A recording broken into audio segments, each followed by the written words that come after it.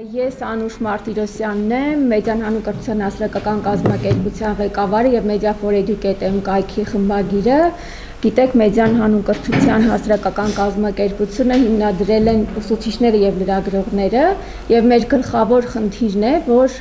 կրթության եւ հիմնականում հանրակրթության հարցերը լուսաբանվեն մեդիայում, որպեսզի լինեն նաեւ դրանց լուծումները, այսինքն գրվեն, ասվեն այնքան միջև որ հասնենք դրանց լուծումների, եւ այս ծրագիրը նմանատիպ ծրագիր է, որը մենք իրականացրել ենք Եվրոպական միության ֆինանսավորմամբ եւ բյուջեներ քաղաքացիների համար ծրագրով։ Մեր գործընկերները բյուջեներ քաղաքացիների համար ծրագրի գլխավոր, ինչպես ասեմ, իրականացնողներն են եւ իրավաբանների հայկական ասոցիացիայի ղեկավարած կոնսորցիումն է, որի ներկայացուցիչը այսօր այստեղ Սյուզաննա Սողոմոնյանն է, որի հետ մեր աշխատանքը բավականին հետաքրքիր էր եւ օգտակար։ Ավելի մանրամասն կխոսեմ քիչ անց։ Իմ խնդրանքն այն է, որ կարողանանք այսօր արտահայտել կարծիքներ, որոնք օգտակար են հանրությանը, մեր կրթությանը, մեր երկրի երեխաներին եւ բնականաբար մեր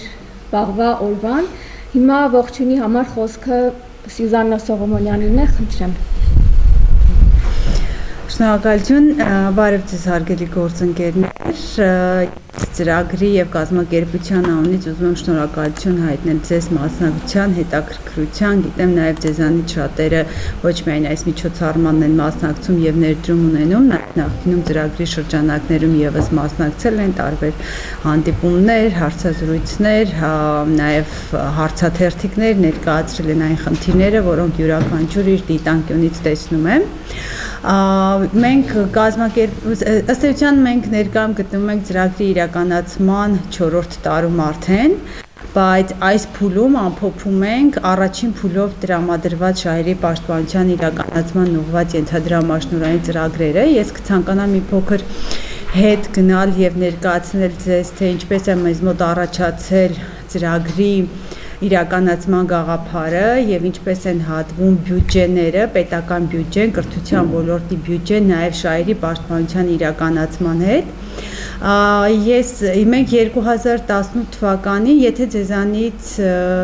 ունեն գործընկերներ, ովքեր երբևէ մասնակցել են տարբեր ոլորտների բյուջետային հայտերի ուրեմն ուսումնասիրությանը, քննարկմանը, կհիշեն, որ մինչև 2018 թվականն ըստ էության քաղաքացիական հասարակության կազմակերպությունները, քաղաքացիները որպես այդպիսին չունեին իրական հնարավորություն մասնակցել բյուջետային հայտերի քննարկմանը, ներկայացնել դիտարկումներ կամ օրինակ խոսել այն մասին, որ ենթադրենք այս ոլորտին բյուջետային հատկացումներ պետք է ավելի շատ լինեն, քանի որ կան այս բացերը եւ դրանք լուծման համար հարկավոր են ֆինանսական հատկացումներ, այս խնդիրների ոնց որ հատկորոշման արդյունքում ու նաեւ գործընկերների հետ իրականացրած շահերի պաշտպանության քարոզարշավների արդյունքում մենք հասանք այն փոփոխությանը, որ 2018 թվականից վարչապետի որոշման մեջ կատարվեց փոփոխություն եւ մինչ այս պահը պետական բյուջեի նախագծի մինչեւ օրենքի ընդունումը քաղաքացիական հասարակության կազմակերպությունների հետ բյուջետային հայտերի քննարկումները դարձել են պարտադիր։ Երբ մենք ամփոփում ենք արդյունքները 2018 թվականին, օրինակ 18 թվականին ՀԿ-ների կողմից այս process-ին մասնակցությունը մեծ թիվ էր կազմում։ Պատկերացրեք, մոտ 30-ից ավելի պետական եւ համայնքային կազմակերպությունների բյուջետային քննարկումներին մասնակցել էին, հետաքրքրություն էին հայտնել հասարակական կազմակերպություններ, բայց դրանից հետո, երբ ոնց որ մենք սկսեցինք նաեւ մշտադիտարկում իրականացնել process-ը, թիվը գնալով նվազում էր ու նաեւ տարբեր ելակետային հետազոտություններ իրականացրեցինք, դա պայմանավորված էր երկու հանգամանքով։ Առաջինը դա բյուջետային գրագիտություններ, որովհետև մեզանից յուրաքանչյուրը մեր ոլորտում կարող է լինել շատ գերազանցիկ մասնագետ, փորձագետ, բայց ոչ բոլորն են, որ բյուջետային գրագիտության եւ հմտությունների են տիրապետում։ Սա առաջինն էր, երբ կար ցանկություն, բայց ցավոք ոչ միշտ են, որ հնարավորությունները ցանկությունների հետ հատվում էին։ Եվ երկրորդը, որ նկատեցինք, դա արդեն պետական կառույցների կողմից էր, որպես այդպիսին ցանկությունները ոչ այնքան արտացոլվում աթոլված էին, որոնք հնարավորություն գտային նաև համագործակցել հասարակական կազմակերպությունների հետ։ Կար շրջան, երբ պետական մարմինները, երբ խոսում են բյուջետային հայտերի քննարկումների մասին, սահմանափակում են միայն հրավեր հայտարարությունը կայքում հրապարակելով եւ այդքանով ակնկալվում էր, որ պետք է լինի հասարակության մասնակցություն այս գործընթացում։ Ըստ էության սրանք այն պայմաններն էին, որ մեզ մոտ առաջացրեց ծրագրային գաղափարը եւ դրա արդյունքում օրինակ այս ծրագրի շրջանակներում 2 փուլով մոտ 6 ամսյա ժամկետում մենք տարբեր գործընկեր քաղաքասարակության կազմակերպությունների հետ աշխատեցինք եւ բյուջետային գրագիտության հմտությունների կարողությունների դասընթացներ անցկացվեցին։ Կարող եմ ասել, որ Հայաստանում բյուջետային ոլորտում լավագույն փորձագետների նաև մասնակցությամբ ըստ էության անուշենք մեր գործընկերները այսօր ամփոփում են այն ծրագիրը, որի մի մասը սկսվել էր դեռ 1 տարի առաջ, երբ իրականացվեց կրթության ոլորտի բյուջետային ծրագրերի վերլուծություն եւ մոնիտորինգ եւ դրա արդյունքում վերհանված հիմնախնդիրների արդյունքում երկրորդ փուլով արդեն սկսվեց շահերի պաշտպանության իրականացման գործընթացները ըստ էության մենք այժմ գտնվում ենք այդ երկրորդ փուլի արդյունքների ամփոփմանը։ Ես ուզում եմ շնորհակալություն հայտնել ինչպես մեդիան հանուն կրթության կազմակերպության եւ ծրագրային ողջ թիմին իրենց կատարած աշխատանքների համար, այնպես էլ նաև Եվրոպական միությանը, որ սատար կանգնեցին մեր այս գաղափարին եւ նախաձեռնությանը։ Ես այսքանով կավարտեմ խոսքը կփոխանցեմ մեր գործընկերներին եւ մաղթում եմ մեզ բոլորի շատ արդյունավետ քննարկում։ Շնորհակալություն։ Շատ շնորհակալություն, մեզ համար իսկապես շատ հաճելի էր աշխատել Իրավաբանների հայկական ասոցիացիայի եւ կոնսորցիումի մյուս ներկայացուցիչ գործընկերների հետ, հատկապես տնտեսական հետազոտությունների եւ զարգացման կենտրոնի փորձագետների հետ, որոնք մեզ շատ օգնում էին բյուջեն կարդալ, հասկանալ, համեմատություններ անել, որովհետեւ ես ինքս լրագրող եմ, ժամանակին շատ էի հետևում բյուջետային զարգացումներին, բայց այլ է, երբ դու շատ ավելի լուրջ մոտեցմամբ պիտի դա անես, որպեսզի հասկանաս մեծ կտրվածքով տարբերությունները։ Եվ արդեն անցնենք ըստ էության բովանդակային քննարկման մասին, որպեսզի պարզ լինի մենք ինչ խնդիր ենք դրել, մենք խնդիր ենք դրել համեմատել, թե մեր երկրի պետական բյուջեի ծախսած գումարները որքանով են համապատասխանում այն որակին, որը պիտի որ ապահովեր վերջին տարիներին կրթության բյուջեն ավելանում է, քիչ անց ավելի մանրամասն այդ մասին կխոսենք, եւ եթե կրթության բյուջեն ավելանում է, այսինքն եթե հարկատուները ավելի շատ գումար են ըստ էության հասցնում կրթությանը, հանրակրթությանը, պարզ է, որ պիտի ակնկալենք, որ մեր երկրի հանրակրթության որակը շատ ավելի լավ մակարդակի պիտի գա եւ դա պիտի լինի աստիճանաբար, բայց դա պիտի լինի անպայման, որպեսզի մենք այդ գումարը համարենք տեղին ծախսված գումար եւ այդ իսկ պատճառով մենք քանի որ ուսուցիչներն են հիմնական մեր կրթական թեմաների շարժիչ ուժը, մենք որոշեցինք այս անգամ ուղղակի կարդալ Տավուշում գրված էսսեները 9-րդ դասարանցիների, որպեսզի ավելի լավ հասկանանք ինչպես են մտածում մեր երեխաները, որովհետև այդ մտածողությունը ինքնին նշանակում է տեսնել, թե մենք վաղը ինչ մտքի տեր քաղաքացի ենք ունենալու կամ ինչ հիմքեր ունենք այսօր։ Դրա հետ կապված հիմա տեսեք, խոսում ենք կրթության ծախսերի մասին, սրանք պաշտոնական տվյալներն են, 2008 թվականի բյուջեն եք տեսնում ինչքան է եղել, 103 միլիարդ դրամ եւ 2026 թվականինը 384, այսինքն մոտ 390 միլիարդ դրամ, պատկերացրեք ինչ տարբերություն է, մենք այս տվյալները դիտարկեցինք հիմք ընդունելով պաշտոնական աղբյուրներում դեռ պահպանված այս տվյալները եւ մեր տնտեսագետ, փորձագետ գործընկերների հետ միասին այս ամփոփումներն արեցինք նաեւ երիտասարդ տնտեսագետի հետ, որը հիմա այստեղ մեզ հետ ներկա է եւ սկսեցինք ուսումնասիրել արդեն էսսեները 2004 թվականին մենք կարդացինք 2024 թվականին ներողություն մենք կարդացինք ավելի քան 60 ձեռագիր էսսե 25-ին 95 որպեսզի հասկանայինք ինչ տարբերություն կա 2024 թվականին երեխաները գրել էին Տավուշում պատմությունից եւ գրականությունից էսսեներ,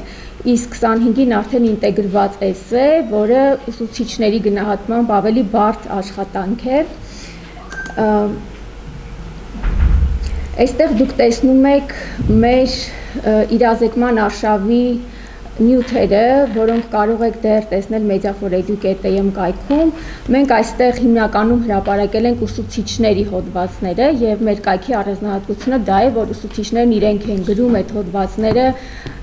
մեդիա կանոններով։ Սա շատ կարևոր է, որ մենք պարտադիր հետևենք մեդիայի կանոնները եւ շատ կարևոր է, որ հենց իրենք շահառուներն են խոսում իրենց խնդիրների մասին, չմիջնորդավորված, ուղիղ, բայց նաև լրագրողական հայացքի ներքո, որպեսզի պահպանվեն զանգվածային լրատվական միջոցների համար շատ պարտադիր սկզբունքներ եւ էթիկական նորմեր։ Եթե հետաքրքիր է, առաջարկում եմ կարդալ կրթություն եւ որակ բաժնում տեղ գտած եւ այժմ էլ դեռ առկա նյութերը, որպեսզի ես շատ երկար բարակ չխոսեմ, ներողություն, ես ինքս ուսուցիչ չեմ, բայց լրագրողական հայացքով կարդացի էսսեները եւ առաջինը, որ ինձ շատ զարմացրեց, արտագծությունների շատ մեծ ծավալն է, որ ես տեսա էսսեների մեջ եւ համեմատեցինք տրված տեքստը ձեռագիր գրված աշխատանքների հետ։ Հիմա երկու նմուշ եմ ուզում ձեզ ցույց տալ, որպեսզի ավելի առարկայական լինի եւ այնպես չլինի, որ պարզապես բողոքում եք ինչ-որ մի բանից, սա 9 գնահատված աշխատանքի արտադրությունների պատկերն է։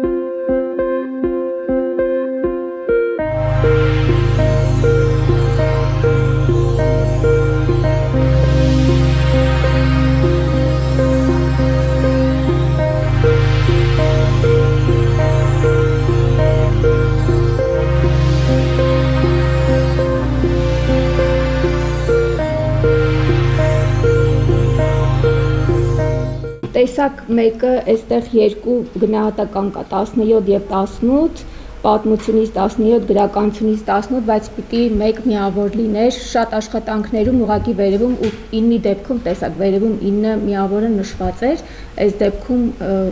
պարզ չէ ինչու է այսպես, բայց այսպիսի շատ օրինակներ կան, ուղղակի սրանք նմուշներ են, որպեսզի պատկերացում լինի ինչի մասին է խոսքը։ Եվ որպեսզի ժամանակը ուղղակի արդյունավետ օգտագործենք, խնդրեմ, որ Նելի Հայրապետյանը անդրադառնա իր քննական էսսեների վերաբերյալ վերհանած խնդիրներին, խնդրեմ Նելի, ես փոխեմ սլայդը։ Բարև ես Նելի Հայրապետյանն եմ, ուսուցիչ, հանց լեզու եւ գրականություն դասավանդում։ Գիտեք, որ նոր հանրապետական պետական չափորոշիչով քննադատական մտածողությանը շատ մեծ տեղ է հատկացվում, համարվելով, որ նախկինում մեր կրթահամակարգը չի ունեցել այդ մշակույթը եւ դա մեծ բաց է, իսկ քննադատական մտածողության առավել արտահայտված եղանակը ձևը թերևս հենց էսեի ձևաչափն է եւ ինձ որպես նախ եւ առաջ հայոց լեզվի գրականության ուսուցիչ հետաքրքրեց, թե իսկապես մեր երեխաների մոտ կա փոփոխություն քննադատական մտածողության եւ մտքերի ձևակերպման եւ ես առաջարկեցի, որ մենք ուսումնասիրենք դարաշուն փորձարկվող քննության նմուշները, էսեները, բարձելու համար, թե կա արդյոք փոփոխություն եւ առհասարակ ինչպիսին է այդ քննադատական մտածողության որակը։ Եվ ահա անցած տարի 2024-ին մոտ 60 էսե կարդացինք, ելի վերահանեցինք խնդիրները, բայց ոչ այն խորությամբ, որ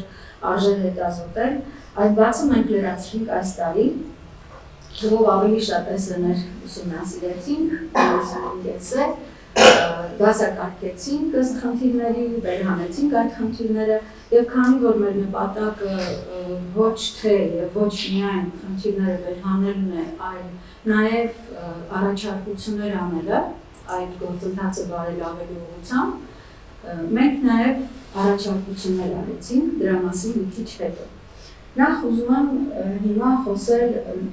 քննական էսեի բովանդակային մասի վերաբերյալ։ Սա վերնագին է ինտեգրված քննական աշխատանք, գրականություն եւ հայոց պատմություն։ Եթե կան մարդիկ, որոնք տեղյակ չեն, ասեմ, որ նախորդ տարի ինտեգրված աշխատանք չի եղել, այլ եղել են առանձին էսեներ երկու տարբեր առարկաներից, գրված գրականությունից եւ պատմությունից։ Այս տարի արդեն ինտեգրված մեկ էսե է եղել, տեքստերը տարբեր են գրականությունից եւ պատմությունից, աշակերտը պետք է այդ տեքստերը ինտեգրի, տրվում է ուրեմն խաչվող հասկացություն, այսպես կոչված ընդհանրական հասկացություն, որը պիտի լինի էսեի առանցքը եւ տրվում են հարցադրումներ, որոնք ուղղորդող հարցեր են, որպեսզի աշակերտը կարողանա շարադրել մտքերը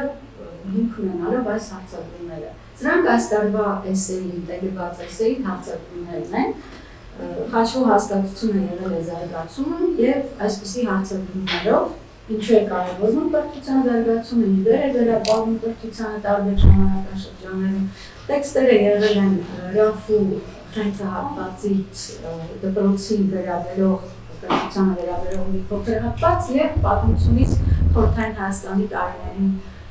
բարեփոխումներին վերաբերող հատվածը։ Գնանք առաջ։ Ուրեմն սա նյութի գնահատման սանհատն է, բովանդակությանը ճիշտ է էսենում գրված է 6 միավոր, բայց էսեն գնահատվել է ըստ էության 12 միավորով բովանդակության համար ընդհանուր 20 միավորի սահմաններում։ Սա է նյութի իմացությանը տրվում միավորը, մյուսը կարող եք ինքներդ տեսնել, փոխենք եւ երկրորդ հատվածը կառուցվածքին տրվող միավորն է։ Եվ ահա այս 12 եւ 8 միավորից գոյանում է էսեի ընդհանուր 20 միավորը։ Կարող ենք գնալ առաջ, ծանոթանալ 95 աշխատանքների գնահատականների միավորային ուրեմն բաշխվածությանը։ Պատկերը այսպիսին է։ Մենք ինչ ենք տեսնում, որ 1-ից 8 միավոր գնահատվել է 25 աշակերտ, այսինքն ամենամեծ ցուցիչը քանակի ընկած է այս հատվածին է վերաբերում եւ հատկապես նայելով ինչքան կտրուկ բարձրանում է 8 միավոր։ 95 աշխատանքից 1 է գնահատվել միայն 1 միավոր, 2-ից 7 միավոր չի եղել ոչ մի գնահատում, 8։ Եվ սա հենց ցույց է, որ տրամաբանական չէ, որ աշխատանքները, 25 աշխատանքներ գրվեն հենց 8 միավորի։ Հասկանում եք, այսինքն միանգամից նկատելի է, որ այդ ութը արհեստական դրված միավոր է, պարզապես հին սովորությամբ մեր ուսուցիչները, քանի որ նախկինում ութը եղել է առավելագույն, չէ, նվազագույն միշը անցում այն, որից ներքև արդեն անբավարար էր համարվում գնահատականը, մեր ուսուցիչները փորձել են ամեն կերպ այդ ութը գոյացնել, եւ շատ հաճախ ուղղակի կամայական միավորներ են տվել ինչ-որ բաղադրիչների, պարզապես 2-2-2-2, որպեսզի այդ ութը գոյան։ Ներողություն պատմություն տեղ եւ հիմնականում արտադրություններն էին, դուք 9 միավորի արտադրության պատճառը տեսաք, շատ չի ասել։ Այսինքն այս 8 գնահատված աշխատանքները եւ նաեւ 9-10 շատ չեն տարբերվում այդ ութերից, հիմնականում ուրեմն դրանք 8-ից ցածր, 1-ից նույնիսկ 5-2 ես ինձ մոտ այսպես առանձին գնում եմ աշակերտի անհանդիմաց բոլոր ընթերությունները, որ նկատել են եւ այստեղ շատ հաճախ կհանդիպեք, հա, ասենք անունը աշակերտի 8 եւ կողքի գրել են բացարձակ 1 կամ 2 այս տիպի աշխատանքները, դրանք հիմնականում արտադրված աշխատանքներ են, որպեսզի օրինակը թողնայի, թե դες գայտակրի Հիմա խնդիրները, ուրեմն ինչ խնդիրներ մենք վերհանեցինք, որովհետև գիտեք ինչ ինձ նորից եմ ասում, որպես հայերենի ուսուցչի միշտ է հուզել այս խնդիրը, որ մեր երեխաները սովորում են դպրոցում 10 տարի, 12 տարի, բայց դժվարանում են հայերենով մտքեր ձևակերպել եւ գրագետ ձևակերպել։ Եվ ես կարծում եմ այս խնդիրը բոլորդ եք նկատել եւ ինձ միշտ է հետաքրքրել պատճառը, ինքս փորձել եմ գնալ հետևից ու հասկանալ, ինչ որ խնդիրների մասին խոսել եմ ժամանակին, դա դասագրքերի լեզուն է, դա ակադեմիական լեզվով գիտելիք փոխանցելու ուրեմն պահանջն է, շատ ու շատ պատճառներ կան իհարկե, միայն դա չէ, բայց որ դա լուրջ խնդիր է, կարծում եմ բոլորս ընդունում ենք, գիտակցում ենք եւ պետք է նաեւ հետեւողականորեն հասկանանք, որտեղից է գալիս խնդիրը, ինչու է այդպես։ Եվ SN-ների հենց առաջին ակնբախ խնդիրը, ինչպես նշեց Անուշը, այդ արտագրությունն էր։ Այսինքն երեխաները չեն կողմնորոշվել ինչ պիտի անեն, ստիպված իրենց հրամցված տեքստերը արտագրել էին։ Եվ այդ արտագրությունները ըստ էության դիտվել է էսե ու գնահատվել 8, հա։ Ինչպես։ Հա, իրենց տրվում է հատված, նյութը տրվում է։ Պատմական նյութը տրված է։ Պատմական եւ գրական հատվածները տրվում է եւ իրենք էսեմ տիգրեն այդ հատվածների շուրջ, հա։ Մեր սիրելի կզնակը, հա, բարձաբանում է, լավ, դրան էլի կասեմ, ինչու է նյութը տրվում, որտեվ որպեսզի օգնություն լինի, կարողանան գոնե տեղում կարդան գրեն, այսպես ասեմ, լավ, եթե չգիտի նյութը, գոնե տեղում այդ հատվածը կարդա, ուղղորդող հարցերը կան, հա, հարցերի պատասխանի, բայց ըստ էության չեն կարողանում, հա, զգալի մասը աշակերտների։ Հիմա երկրորդը, այդ կտրտված շարադրանք, հա, այսինքն կապակցվածություն, նախադասությունների տրամաբանական շարունակություն, սա մեծ խնդիր է, դարձյալ չկա, դարձյալ խոսքը կծկտուր,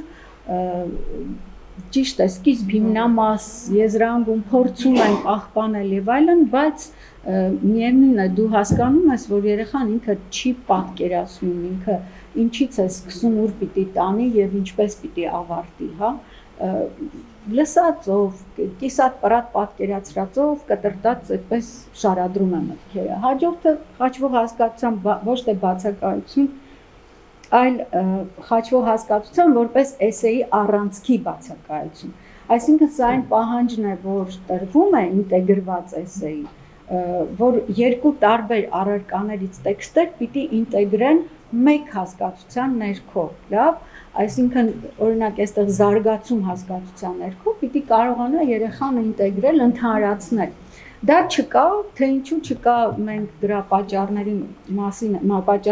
կանդրադառնանք։ Բարդությունը թերևս հենց այստեղ է, ամենաբարդ պահանջը 9-րդ դասարանցուց սա է, ես համարում եմ։ Հաջորդը կրկնվող գաղափարային ձևակերպումներն են։ Շնորհակալություն։ Ուրեմն տեսեք, եթե մենք ուզում ենք խթանել քննադատական մտածողություն, մենք պետք է խթանենք ինքնուրույն մտածողությունը։ Բայց երբ որ մենք երեխային սովորեցնում ենք գաղափարներ կամ ստեղծում ենք այնպիսի ուրեմն պայմաններ, որ ինքը չի կարողանում մտածական ուժերը չեն ներում ինքնուրույն մտքեր արտահայտելու եւ ինքը ստիպված վազում է գաղափարները վերցնում անգիր է անում, որպես կարողանա մի կերպ այդ տակից դուրս գալ, կոպիտ ասած, եւ ուրեմն ստացվում է այսպիսի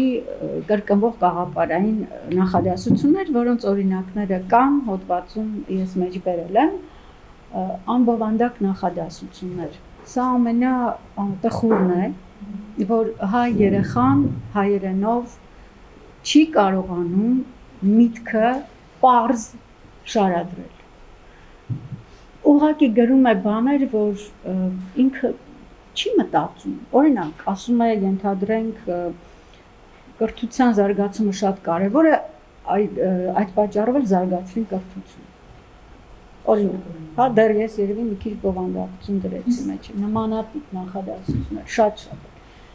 Տեքստի թյուրընկալում, հա, այսինքն տեքստը դրված է առջևը, երեխան կարող է կարդալ, տեղում հասկանալ եւ դրա վերաբերյալ գրել, բայց չի ընկալում։ Կարդում է հայերենով տեքստը, չի ընկալում։ Դա երևում է նրա ուրեմն շարադրանքից, որ չի հասկացել, օրինակ չի հասկացել, որ Վարդանը երազ է տեսնում։ Հա, իրեն թվում է այդ ամենի իրականություն է եւ Վարդանի ապրած ժամանակաշրջանում այդպես է Ռաֆուֆենքի Վարդանի մասնատում։ Հաջորդը նույնպես շատ տարածված թերություն մեր դպրոցներում, մեր կրթահամակարգում տարիքին չհամապատասխանող թելադրված պաթետիկ մտքեր։ Սա էլ արդեն ոնց որ ուսուցիչն է օգնության հասնում եւ երեխան կամ անգիր է անում կամ ուղակի միջամտությունը կա ուսուցչի եւ այլն այնպիսի մտքեր են գրում, կոչեր ուղղված ասենք, չգիտես եկեք բոլորս, հա, ուրեմն պետք է պահպանենք, հա, այս կոչերը պաթետիկ, որ մի քիչ մեր ուսուցիչներն էլ են դրան մղում, հա, այդ կոչերով, չգիտեմ, արժեքներ ձևավորելը, կոչերով արժեքներ չեն ձևավորում եւ այդ կոչերը պետք չեն։ Դու հասկանում ես, որ դա իհարկե էլի իր մտածական գործընթացի արդյունքը չէ։ Այսքանը դեռ խնդիրների մասին։ Մենք նաև անցկացրինք ուսուցիչների շրջանում հարցումներ, որպեսզի նաև տեսանելի լինի ուսուցիչների վերաբերմունքը այս գործընթացի վերաբերյալ։ Հարցադրումները դուք տեսնում եք, առաջինը նպատակահարմարության վերաբերյալ էր, ինտեգրված էսեի քննական որպես աշխատանքի նպատակահարմարության եւ խնդրեմ պատասխանները, ինչպես տեսնում եք, ուսուցիչների մեծ գերակշիռ մասը համարում է, որ նպատակահարմար չէ։ Փոխեցինք։ Հաջորդ հարցը վերաբերում էր բավարար է արդյոք կզնակի աջակցությունը էսեի քննությանը նախապատրաստելու համար։ Մասամբ է բավարար, որովհետև իրենք ոչ թե նշում են, որ դժգոհ են կզնակից կամ, չգիտեմ, լավ չեն անցկացնում սերմները, այլ իրենք հասկանում են, որ դա իսկապես բավարար չէ, որպեսզի երեխան գրի լավ էսե։ Անցանք առաջ, հաջորդ հարցը վերաբերում էր պատրաստ են արդյոք ի վերջո 9-րդ դասարանի սովորողները ինտեգրված քննական էսե գրելուն, խնդրեմ։ Ընդհանրապես պատրաստ չեն կամ մասամբ են պատրաստ։ Սա մեր ուսուցիչների, դա էլ իհարկե հնարավոր է դա, սա մեր ուսուցիչների ուրեմն կարծիքն է։ Խնդիրներ տեսնում եք, այսեն որպես քննական ձևաչափ ներդնելու հետ կապված, տեսնում եք, որ գերակշիռ մասը խնդիր է տեսնում։ Եվ ես ասացի, որ քանի որ մեր նպատակը իսկապես օգնելն է մեղմելու համար այս իրավիճակը եւ խնդիրներին ինչ որ միջանկյալ լուծում տալու համար մենք պատրաստեցինք առաջարկների փաթեթ նախարարության ուղղված հուսով ակնկալիքով, որ այդ առաջարկներից որևէ մեկը գոնե առիթ կլինի քննարկումների եւ ինչ որ փոփոխություն մտցնելու, որպեսզի նորից եմ ասում մեղմենք այս իրավիճակը։ Այստեղ ես ուղղակի մեջբերումներ եմ արել առաջարկներից կներկայացնեմ հնարավորինս կարճ, որ դուք պատկերացում կազմեք։ Մեր առաջին առաջարկը սա է եղել, որ ընդհանրապես հիմք ընդունելով մանկավարժության մեջ հայտնի շատ հայտնի հոգեբանների, մասնավորապես Պիաժե, Վիգոտսկու եւ այլն ուսումնասիրությունները ասում են, որ 15 տարեկանում մարդու վերացական մտածողությունը դեռ չի հասել այն մակարդակի, որ ինքը կարողանա ընդհանրացումներ անել, համադրել ընդհանրացումներ անել եւ առաջարկում ենք, որ գոնե ոչ թե ինտեգրված էսեի պահանջ դնեն, այլ առանձին առարկաներից գրվել, այն էլ ընտրության հնարավորություն տրվի երեխային, գրականությունից գրի էսե, պատմությունից գրի։ Ես կառաջարկեի նույնիսկ ազատ թեմա տրվի։ Եթե հիշում եք, գոնե իմ տարեկիցները, այո, ավարտել են կամ եղել է որևէ թեմայից շարադրություն այն ժամանակ կամ ազատ թեմայի ընտրության հնարավորություն համենայն դեպս մեզ տրվել է եւ կհիշեք նաեւ ինչքան բարդ էր գրել այդ շարադրությունը եկեք նաեւ դա հիշենք եւ առանձին դեպքերով էլ չընդհանրացնենք ես բանասեր եմ ինձ համար գուցե հեշտ էր եղել բայց իմ հաստատ համադասարանցիների համար դա շատ բարդ աշխատանք էր չէր հաղթահարվում եւ մեզ ճիշտ է որ զարմացրեց պատասխանը եւ ցավ է պատճառում նաեւ ինչու որովհետեւ այստեղ մենք բախվեցինք մի տեսակ քննարկման չգնալու ուրեմն այսպիսի մի բանի մշակույթի ու կտրուկ մերժման մշակույթի հակամշակույթի երևի թե որը իհարկե տխուր է ցավալի է մոտավորապես այսպիսի պատասխան էր որ հետ քայլ անելը անարդարացի կլինի Տավուշի համար այսինքն ընկերներ, եթե մենք Տավուշում 2 տարի փորձարկում ենք, անունը դնում ենք փորձարկում։ Ինչի համար ենք դնում փորձարկում։ Փորձարկումը ենթադրում է, որ կարող է եւ դա լինել չհաջողված փորձ եւ կարող է, այո, մեզ հուշել, որ դեռ ժամանակը չէ կամ եկեք ձևաչափը փոխենք այսպես կամ այնպես, հա։ Եվ այս միտքը ինձ նույնպես զարմացրեց, չենք արձանագրել բացարձակ ձախողման դեպքեր։ Այսինքն ձախողումը այնուամենայնիվ եղել է բայց ոչ բացարձակ, թե որն է բացարձակ ձախողումը, դա էլ անկարելի է կամ մասամբ ձախողումը որը։ Հաջորդ մեր առաջարկների արանքում ուղիղ մեջբերումներ։ Այո, մենք ուղղակի այսպես կծկտուր մեջբերումներ արեցինք։ Հաջորդը վերաբերում էր դարձյալ այդ հոգեբանների աշխատությունների հիման վրա այս եզրակացությանը, որ ընդհանրապես նույն տարիքի երեխաների մտածական կարողությունները տարբերվում են 3-ից 6 տարի միջակայքով։ Այսինքն թվում է իրենք բոլորը 15 տարեկան են, ուրեմն կարող են անել սա, բայց 3-ից 6 տարին բավականին մեծ միջակայք է, որպեսզի բոլորը նույն պահանջը կարողանան կատարել։ Հիմա այստեղ խնդիրը որն է։ Նախ էլի զարմացած եմ պատասխանից, որովհետև մեր առաջարկը, որ քանի որ կա այդ փաստը, եկեք գոնե առաջարկենք երեխաներին գրել տեքստի հետ աշխատանք, այսինքն տեքստ եւ ուղղակի փակ հարցեր տեքստի վերաբերյալ եւ էլի բաց հարցեր, որոնք ենթադրում են ինքնուրույն մտածողություն, քննադատական մտածողություն, բայց շատ ավելի թեթև են, քան էսեն, որը պիտի իսկապես կառուցվածք ունենա եւ այլն։ Եվ տանք էլի հնարավորություն ընտրելու, ինքը քննության որ ձևաչափը կընտրի, կուզի էսե գրի, թող էսե գրի, եթե ոչ, ուրեմն տեքստի հետ աշխատանքը որպես քննական ձևաչափ ընտրի, ճիշտն ասած, այստեղ պատասխանը բացարձակ չէր կապվում մեր առաջարկի հետ, Իրենք մեզ պատասխանել էին, որ ուսուցիչները խոսում են սուբյեկտիվության մասին գնահատման եւ ինչ տարբերություն այդ սուբյեկտիվությունը էսեի գնահատման մեջ կդրսևորվի թե այդ ձեր ասած տեքստի հետ աշխատանքի։ Այս պատասխանը, քանի որ բացարձակ չէր բխում մեր առաջարկից, հա, այստեղ մենք չէինք խոսել սուբյեկտիվության մասին, ինչ վերաբերում է ինչ տարբերություն, մեծ տարբերություն, որ տեքստի հետ աշխատանքը պարզ աշխատանք է շատ ավելի եւ այն երեխաները, որոնք ինչպես տեսակ այդ 25 թիվը, որոնք դժվարանում են մտածել, դժվարանում են եզրահանգներ ան, գոնե տեքստը կկարդան ու փակ հարցերի կպատասխանեն, դրանով իրենք կվաստակեն իրենց միավորը։ Եվ այստեղ ուզում եմ բերել այս տարածված էլի Բլումի կամ հիմա նաեւ Անդերսոնի աստիճանավանդակները, սանդղակ տաքսոնոմիաները,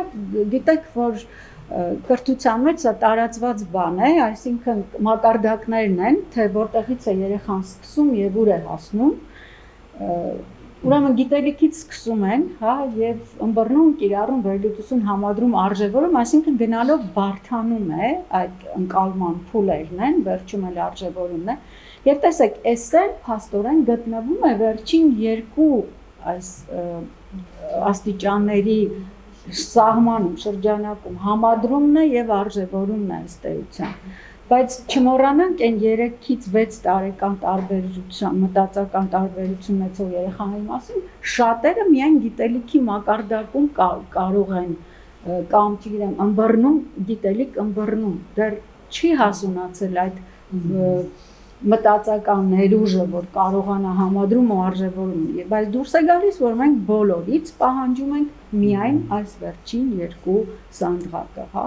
եւ սա փաստորեն արդարության ու հավասարության սկզբունքի խախտում է ըստ էության երեխաների հանդեպ։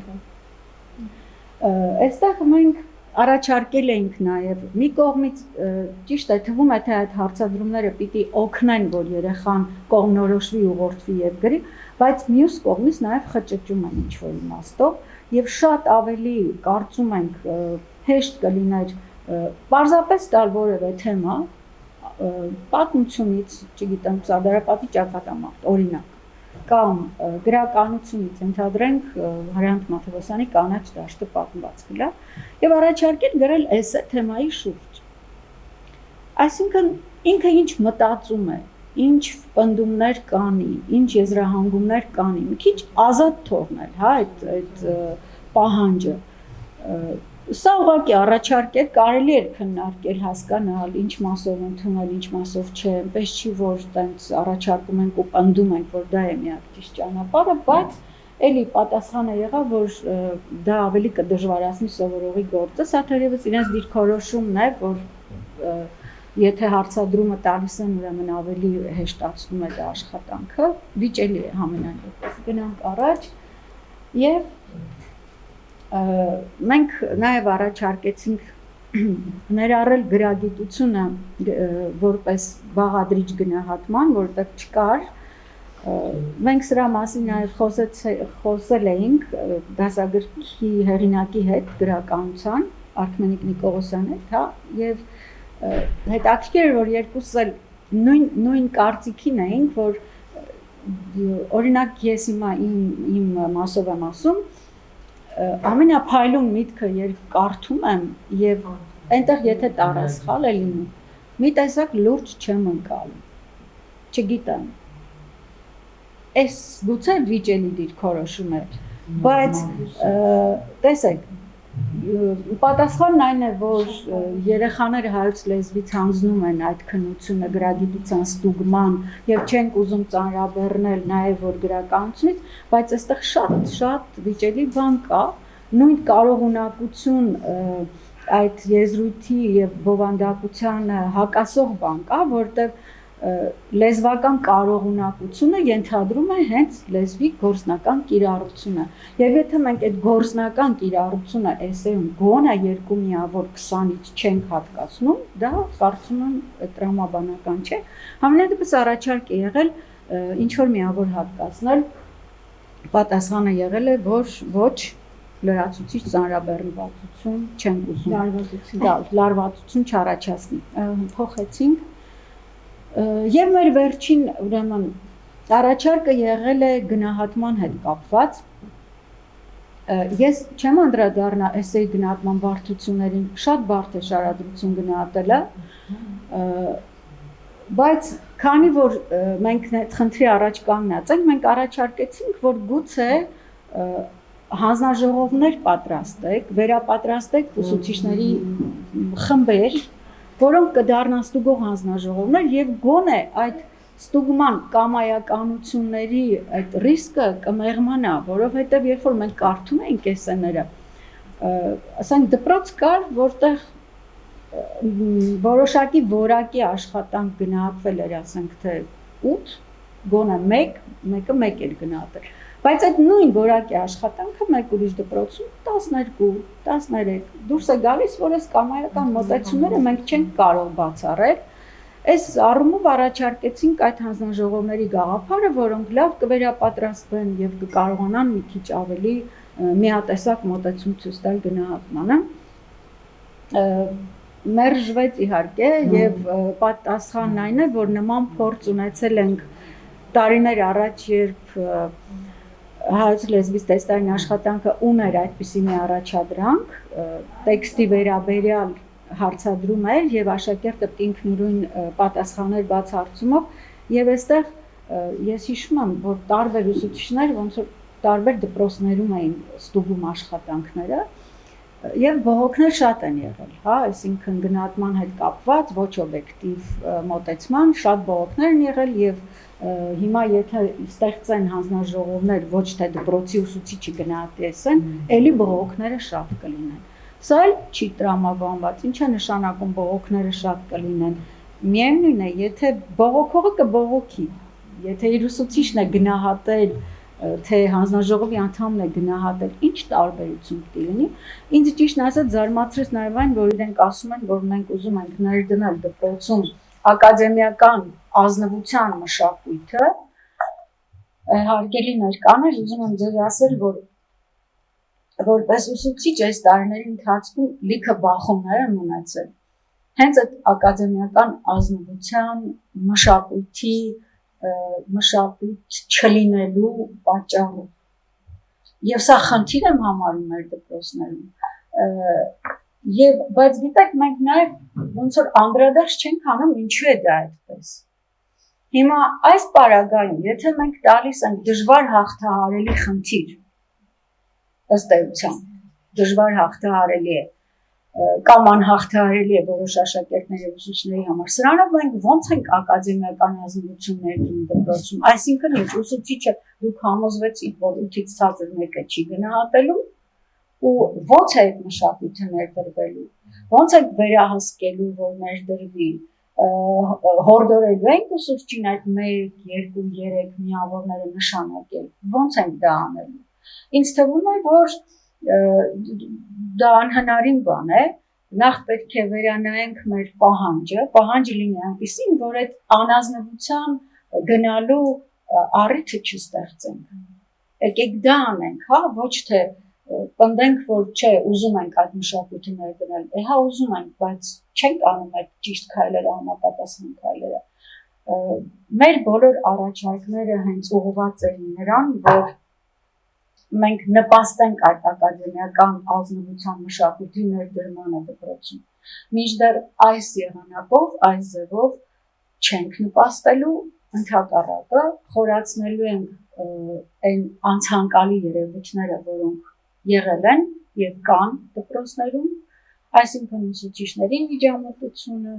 ոչ օբյեկտիվ գնահատականները, երեխաների ի վերջո անլուրջ վերաբերմունքը այդ գործընթացին բուն առարկաների ուսումնասիրմանը, հա, որովհետև գիտենք, որ իրար փոխանցում են, բա ոնց գրեցիր քննությունը կարողացել, հա, հոգնեցին, աչք փակեցին, կամ ստացա, անլրջացնում են գործընթացը ամբողջ, հա, եւ ահա այս ամենից հետո սա իհարկե էլի շատ հակասական եզրակացություն էին տվել, տեսեք ընդունում են, որ մեր առաջարկները բխում են ուսուցչական համայնքի հնչեցրած մտահոգություններից եւ իրենք էլ հենց պարզաբանել են, դեռ չտիրապետած առանձին էսե գրելու հմտությունների, նրանց առաջարկում է գրել ինտեգրված էսե, բայց այնուամենայնիվ առաջարկներից յուրաքանչյուրը մի խոցելի կողմ, որն էլ բացառում է նրանցից որևէ մեկի ընդունումը։ Սա է, կրկնում եմ, ցավալի է, շատ ցավալի է, որ Գզնակը հայտարարում է, որ բաց է առաջարկների առջև եւ այլն, բայց ըստ էության մերժվում է եւ ինչպես դուք տեսաք, ես ինքս համոզված եմ եւ մերժվում է ոչ հիմնավորված փաստարկներով։ Ես ուզում եմ ամփոփել իմ խոսքը եւ ասել, որ շատ ուրախ կլինեմ, որ մեր բոլորիս ջանքերը ուղղված լինի իսկապես մեր կրթության որակի բարձրացմանը։ Այն խոշոր թերությունը, որ ուղեկցել է մեզ տարիներ շարունակ, այսինքն այն, որ մենք ոչ թե իսկապես աշխատում ենք, այլ ցուցադրում ենք, թե աշխատում ենք, եկեք ընդունենք, որ կա այս նորից հակամշակույթը մեր կրթական համակարգում եղել է, ես չէի ուզի, որ դա շարունակվեր, ես կուզեի իսկապես ունենայինք բովանդակային, կառուցողական, բաց քննարկումներ եւ իսկապես լինեին փոփոխություններ, որոնք բխում են առողջ քննարկումներից։ Շնորհակալություն Լելի Հայրապետյանի, Մեդիան կրթության հասարակական կազմակերպության համահիմնադիր, հայրենի գրականության ուսուցիչ եւ այս ծրագրում շատ կարեւոր մեծ աշխատանք իրականացրած նվիրյալ ուսուցչին, մենք քննարկում կունենանք, ակնկալում ենք բոլորից շատ ակտիվ մասնակցությունը։ Այժմ առաջարկում եմ լսել Լիլիթ Ավագյանին, որը Ստոկհոլմի համալսարանում է, մագիստրոս է, ուսումնասիրում է միջազգային փորձը, ծրագրի ընթացքում շատ հետաքրքիր հոդվածներ է հեղինակել եւ մենք հույս ունենք, որ այդ ուսումնասիրությունը օգտակար կլինի, բայց դեռ էլի վստահ ենք, որ դա անպայման գործը կանի է ուսումնասիրությունը։ Այս ընթացքում փորձում ենք նաեւ այդ համալսարանի գիտական մարմինների խորհուրդները ծառայեցնել, որպեսզի մեր երկրի հանրակրթական խնդիրները լուծվեն հնարավորինս արդյունավետ եւ լուծվեն առհասարակ։ Մենք վստահ ենք, որ օրից մի օր կլուծվի եւ մենք ամեն ինչ անել ենք, որ այս խնդիրները լուծվեն։ Հիմա առաջարկում եմ Լիլիթ Ավագյանին լսել։ Ողջունում եմ բոլորին, հարգելի ուսուցիչներ, գործընկերներ, հասարակական կազմակերպությունների ներկայացուցիչներ։ Վերջին 2 տարվա ընթացքում Տավուշի մարզում ներդրված քննական էսսեների վերլուծություններից հետո, հաշվի առնելով նաև ուսուցիչների մտահոգությունները եւ մասնագետների վերլուծությունները, ես սկսեցի ուսումնասիրել միջազգային փորձը, պետք է հաշվի առնել, որ էսսեն պետք է դիտարկել ոչ որպես մեկ առանձին արդյունք, այլ որպես ընդհանուր մտածողության եւ գրավոր խոսքի ցուցիչ։ Եվ հենց այս համատեքստում էլ հետաքրքիր էր ուսումնասիրել միջազգային հաջողված փորձը։ Մասնավորապես ֆրանսիական կրթական համակարգում էսսեն ներդրվում է դեռ միջին դպրոցում, սակայն քննական ձևաչափ է դառնում միայն լիցեյում, որպես բակալավրիատի հիմնական բաղադրիչ։ Աշակերտներին այստեղ տրվում է ընտրության հնարավորություն, տեքստի մեկնաբանություն կամ գրական թեզ եւ ամեն աշակերտ ինքն է ընտրում, թե որ տարբերակն է նախընտրում որպես քննական ձևաչափ։ Ֆրանսիական մոդելում էսսեն դիտարկվում է ոչ թե որպես միայն մեկ տարվա արդյունք, այլ որպես երկար տարիների մեթոդական աշխատանքի արդյունք։ Գրավոր մտածողությունը ձևավորվում է աստիճանաբար, պարզ վարժություններով մինչև բարդ փիլիսոփայական վերլուծական դատողություններ։ Եվ արդյունքը այն է, որ երբ աշակերտը մոտենում է այն պահին, երբ արդեն պետք է հանձնի էսսեն որպես քննություն, տիրապետում է ոչ միայն լեզվական եւ ոճային հմտություններին, այլև կարևորագույն կառուցվածքային եւ տրամաբանական հմտություններին։ Կարողանում է հստակ ձևակերպել գաղափարը, կառուցել փաստարկված շղթա եւ պահպանել համաչափությունը ամբողջ տեքստի, ամբողջ էսսեի ընթացքում։ Եվ սա է պատճառը հենց, որ Ֆրանսիայում էսսեն ոչ թե մեկ տարվա արդյունք է, այլ երկարատև մեթոդական աշխատանքի պտուղ։ Շվեդական կրթական համակարգում էսսեն առհասարակ չի հանդիսանում քննական ձևաչափ եւ քննություն այլ որպես այդպեսին չկա, սակայն դա չի խանգարում, որ գրավոր խոսքը լինի շատ կարեւոր եւ մեծ ուշադրություն դարձվի դրան, Այստեղ էսսեն կամ գրավոր խոսքը առհասարակ դիտարկվում է ընթերցանության հետ համատեղ, փոխկապակցված եւ միասին։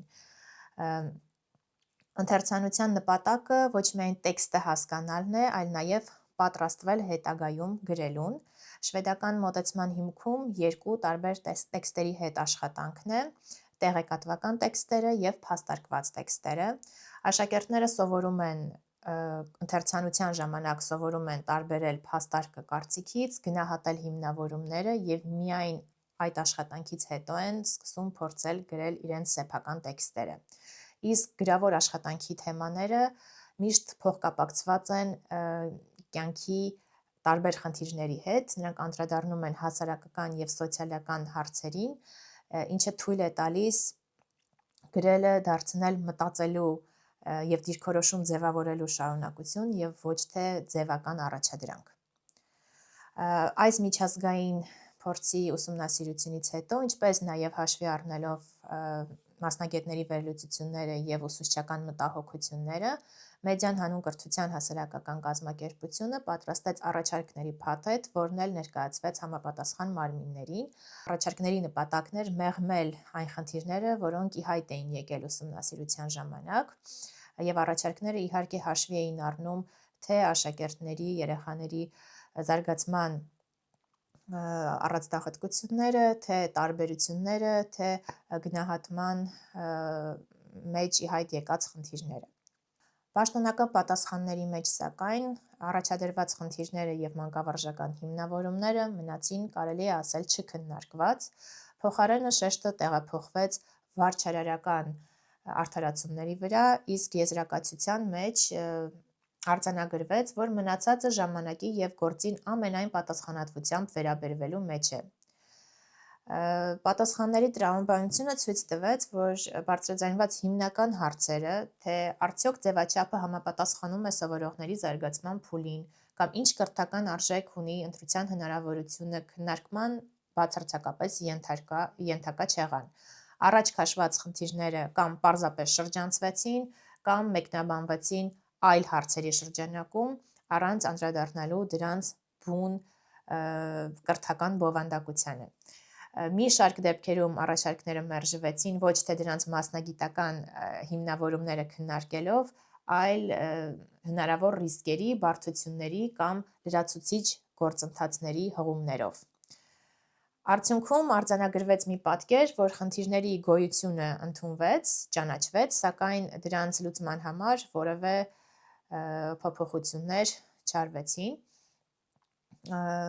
Պատասխանատվությունը փաստացի տեղափոխվեց ժամանակի, փորձի եւ ուսուցիչների վրա, առանց հստակ մեխանիզմների, առանց հստակ չափորոշիչների եւ համակարգային փոփոխությունների պատրաստակամության։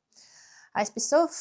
այս կետում այս ծրագրի աշխատանքները ավարտվում են, սակայն բարձրաձայնված հարցերը իհարկե մնում են։ Ինչ տեղ ունի դպրոցում մտածողությունը, ինչպես է գրավոր խոսքը դառնում այդ մտածողության շարունակություն եւ ով է պատասխանատու, երբ այդ կարևորագույն կապը չի կառուցվում։ Այս հարցերը շարունակում են մնալ օրակարգում անկախ ծրագրի ավարտից։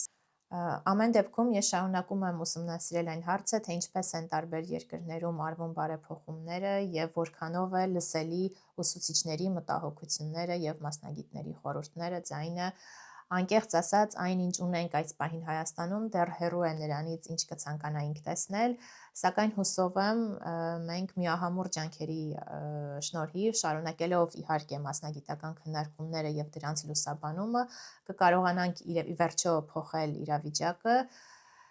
Շնորհակալ եմ բոլորիդ ներկայության համար, շուտով վերադառնալով Հայաստան, հուսով եմ, որ միասին կկարողանանք լուծումներ գտնել, հնարավորինս շատ լուծումներ գտնել այն խնդիրների համար, որոնք ունենք հանրակրթության ոլորտում։ Շնորհակալ եմ։ Իրականում մեր ամենահետաքրքիր մասին ենք հասնում հարց ու պատասխանին։ Տիկին Մկրտչյան, շատ շնորհակալ եմ, որ մասնակցում եք մեր քննարկմանը։ Մենք կրթության նախարարություն հրավեր ենք ուղարկել եւ այնտեղից մեզ պատասխանեցին, որ կմասնակցի կզնակի ներկայացուցիչը պետական մարմիններից, այստեղ դեր կա է նաեւ տեսչական մարմնի, ներկայացուցիչը, եթե չեմ սխալվում, հիմա առաջարկում եմ նախ Տիկին Մկրտչյանին լսենք, հետո հարց ու պատասխանի ֆորմատով քննարկում անենք։ Եթե հարցեր ունեք Տիկին Մկրտչյանին, խնդրեմ ձեր հարցերը։ Եթե հարցեր չկան, Տիկին Մկրտչյան, այստեղ լսեցիք ուսուցիչների դիրքորոշումը, ինչ-որ բան կար ուսուցիչ, չէ, նաև Լիլիթ Ավագյանի, ինչ-որ բան կար, որ ձեզ համար օրինակ անսպասելի էր, գիտեիք ուսուցիչների այս կարգի դժգոհությունների մասին, ամբողջությամբ գիտեիք։ Բարի ձեզ, էսսեի ներդրման համակարգող Հայաստանի Հանրապետությունը։ Գանք նրանից, որ էսսեի ներդրումը դա կզնակի քմահաճույքը չէր։ Նոր չափորոշիչի ընդունման զուգահեռ նախարարությունը ունի ռազմավարությունը, կզնակ այդ ռազմավարության իրականացնող օղակն է։ Եվ քանի որ նախարարության համար միանշանակ է, որ էսսեն պիտի ներդրվի Հայաստանի Հանրապետությունում, թեկուզ եւ դժվարությամբ, թեկուզ եւ բարդություններով, այն ինչ որ ներկայացվեց վերլուծության մեջ, եթե դուք ուսումնասիրել եք 90 գրավոր, 95 գրավոր, հավատացեք, որ ես 2022 թվականից կարդացել եմ մոտ 5000 էսսե, որովհետև բոլոր դպրոցներում ուսուցիչները գրել են էսսեներ եւ պարտադիր պայման էր, որ պիտի ուղարկեին կզնակ վերլուծության։ Այդ բոլոր աշխատանքները մոտ 5000-ից ավել էսսե ես եմ կարդացել, վերլուծությունը ինքս եմ կատարել եւ բոլոր դպրոցների հետ հետադարձ կապ է իրականացվել։ Այո, բարդ գործընթաց է։ Սակայն էսսեն եկավ ջրի երես բարձրացնելու այն խնդիրները, եթե մենք հիմա էսսե չդնեինք անունը եւ հարգելի Հայրապետյանի ներկայացրած բոլոր փաստերը պարզապես վերագրվեին գրավոր աշխատանքների դրվածք Հայաստանի Հանրապետության դպրոցներում, հավատացեք, ես նաև գործող ուսուցիչ եմ, աշխատում եմ այդ դպրոցում, դասավանդում եմ հայոց լեզու եւ գրականություն։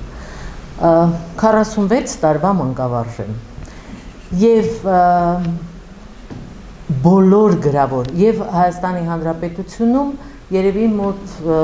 չքան ասեմ, 2000 դասալսում ամենակիչը իրականացրած կլինեմ բոլոր մարզերի, բոլոր տարիքի խմբերի դասարաններում եւ քննարկումներ ուսուցիչների հետ։ Այնպես որ ոչ թե փաստաթղթերով եմ ես այսօր հանդես գալիս, այլ փորձառությամբ։ Եվ այն բոլոր խնդիրները, որոնք ասում եք, ես տեսել եմ եւ շարադրություններ ստուգելիս, ինչպես տեսչական մարմնի ներկայացուցիչները կարող են վկայել, եւ թեստերը գրելիս, եւ բանավոր խոսքը լսելիս աշակերտների,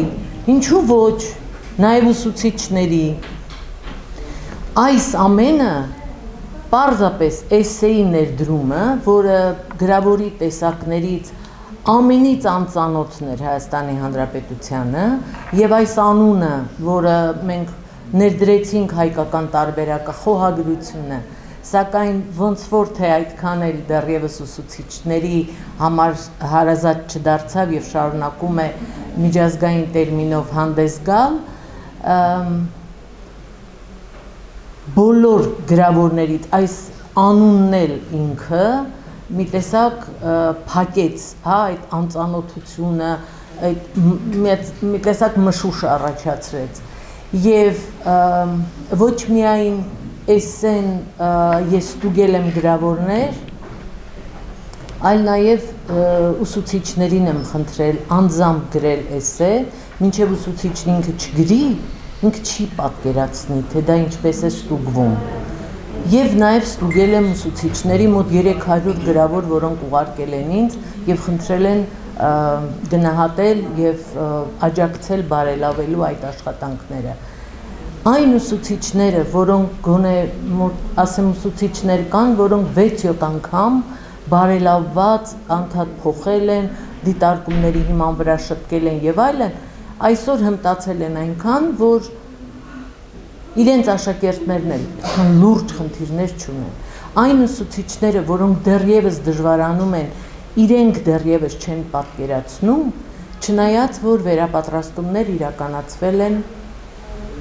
բոլոր գրականության եւ պատմության ուսուցիչների համար։ Ես համաձայն եմ, որ 1-2 վերապատրաստումով հնարավոր չէ։ Երբ որ նախ դու հոգեբանորեն ընդդիմանում ես այս գաղափարին, սա ամենակարևորն է։ Երբ մարդը հոգեբանորեն ընդդիմություն է այս տեսակին, ինչ էլ ասես, միևնույն է մի ականջը խուլ է մնում։ Ինքը միևնույն է լսելու է այն, ինչին հակված է։ Իսկ նա, ով որ փորձում է հասկանալ, որ միևնույն է էսսեն ներդրված է։ Հիմա մենք ինչքան էլ քննարկենք, սիրելիներս, նախարարության դիրքորոշումն եմ ես հայտնում, որ էսսեն ներդրված է։ Մենք հիմա պիտի ջանանք հնարավորինս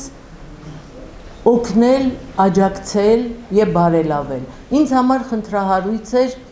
այն եւ այսպես ասած ահազանգ էր, որ կզնակի աշխատանքը դեռևս բավարար չէր։ Ես սա ընդունեցի որպեսի գիտություն եւ պետք է մտածել աջակցությունը ավելի շարունակելու ուղղությամբ։ Եվ ընդհանրապես կարող եմ ասել աջակցության նոր փուլ ենք մտել եւ շուտով ամեն շաբաթ որևէ վարչական շրջանում, որևէ դպրոցում իրականացնում ենք փորձնական քննություն, որտեղ հավաքվելու են տվյալ վարչական շրջանի գրականության եւ պատմության ուսուցիչները եւ մոտ 2 գրավոր ես ինքս կստուգեմ բարձրաձայն, կպատկերացնենք թե ինչպիսին պիտի լինի գրավոր աշխատանքը եւ մյուսները կստուգեն ուսուցիչները, որպեսզի իրենք մտնեն այս process-ի մեջ։ Մի բան հստակ է։ Նախ կներեք, որ համաձայն չեմ ձեր այն դիտարկման հետ, որ 15 տարեկանը վաղը վերլուծական մտածողական գործունեության համար, այստեղ ես գիտական լսարան եմ տեսնում, որոնք բազմահմուտ են նաև գիտական աշխարհի ուսումնասիրությունների մեջ։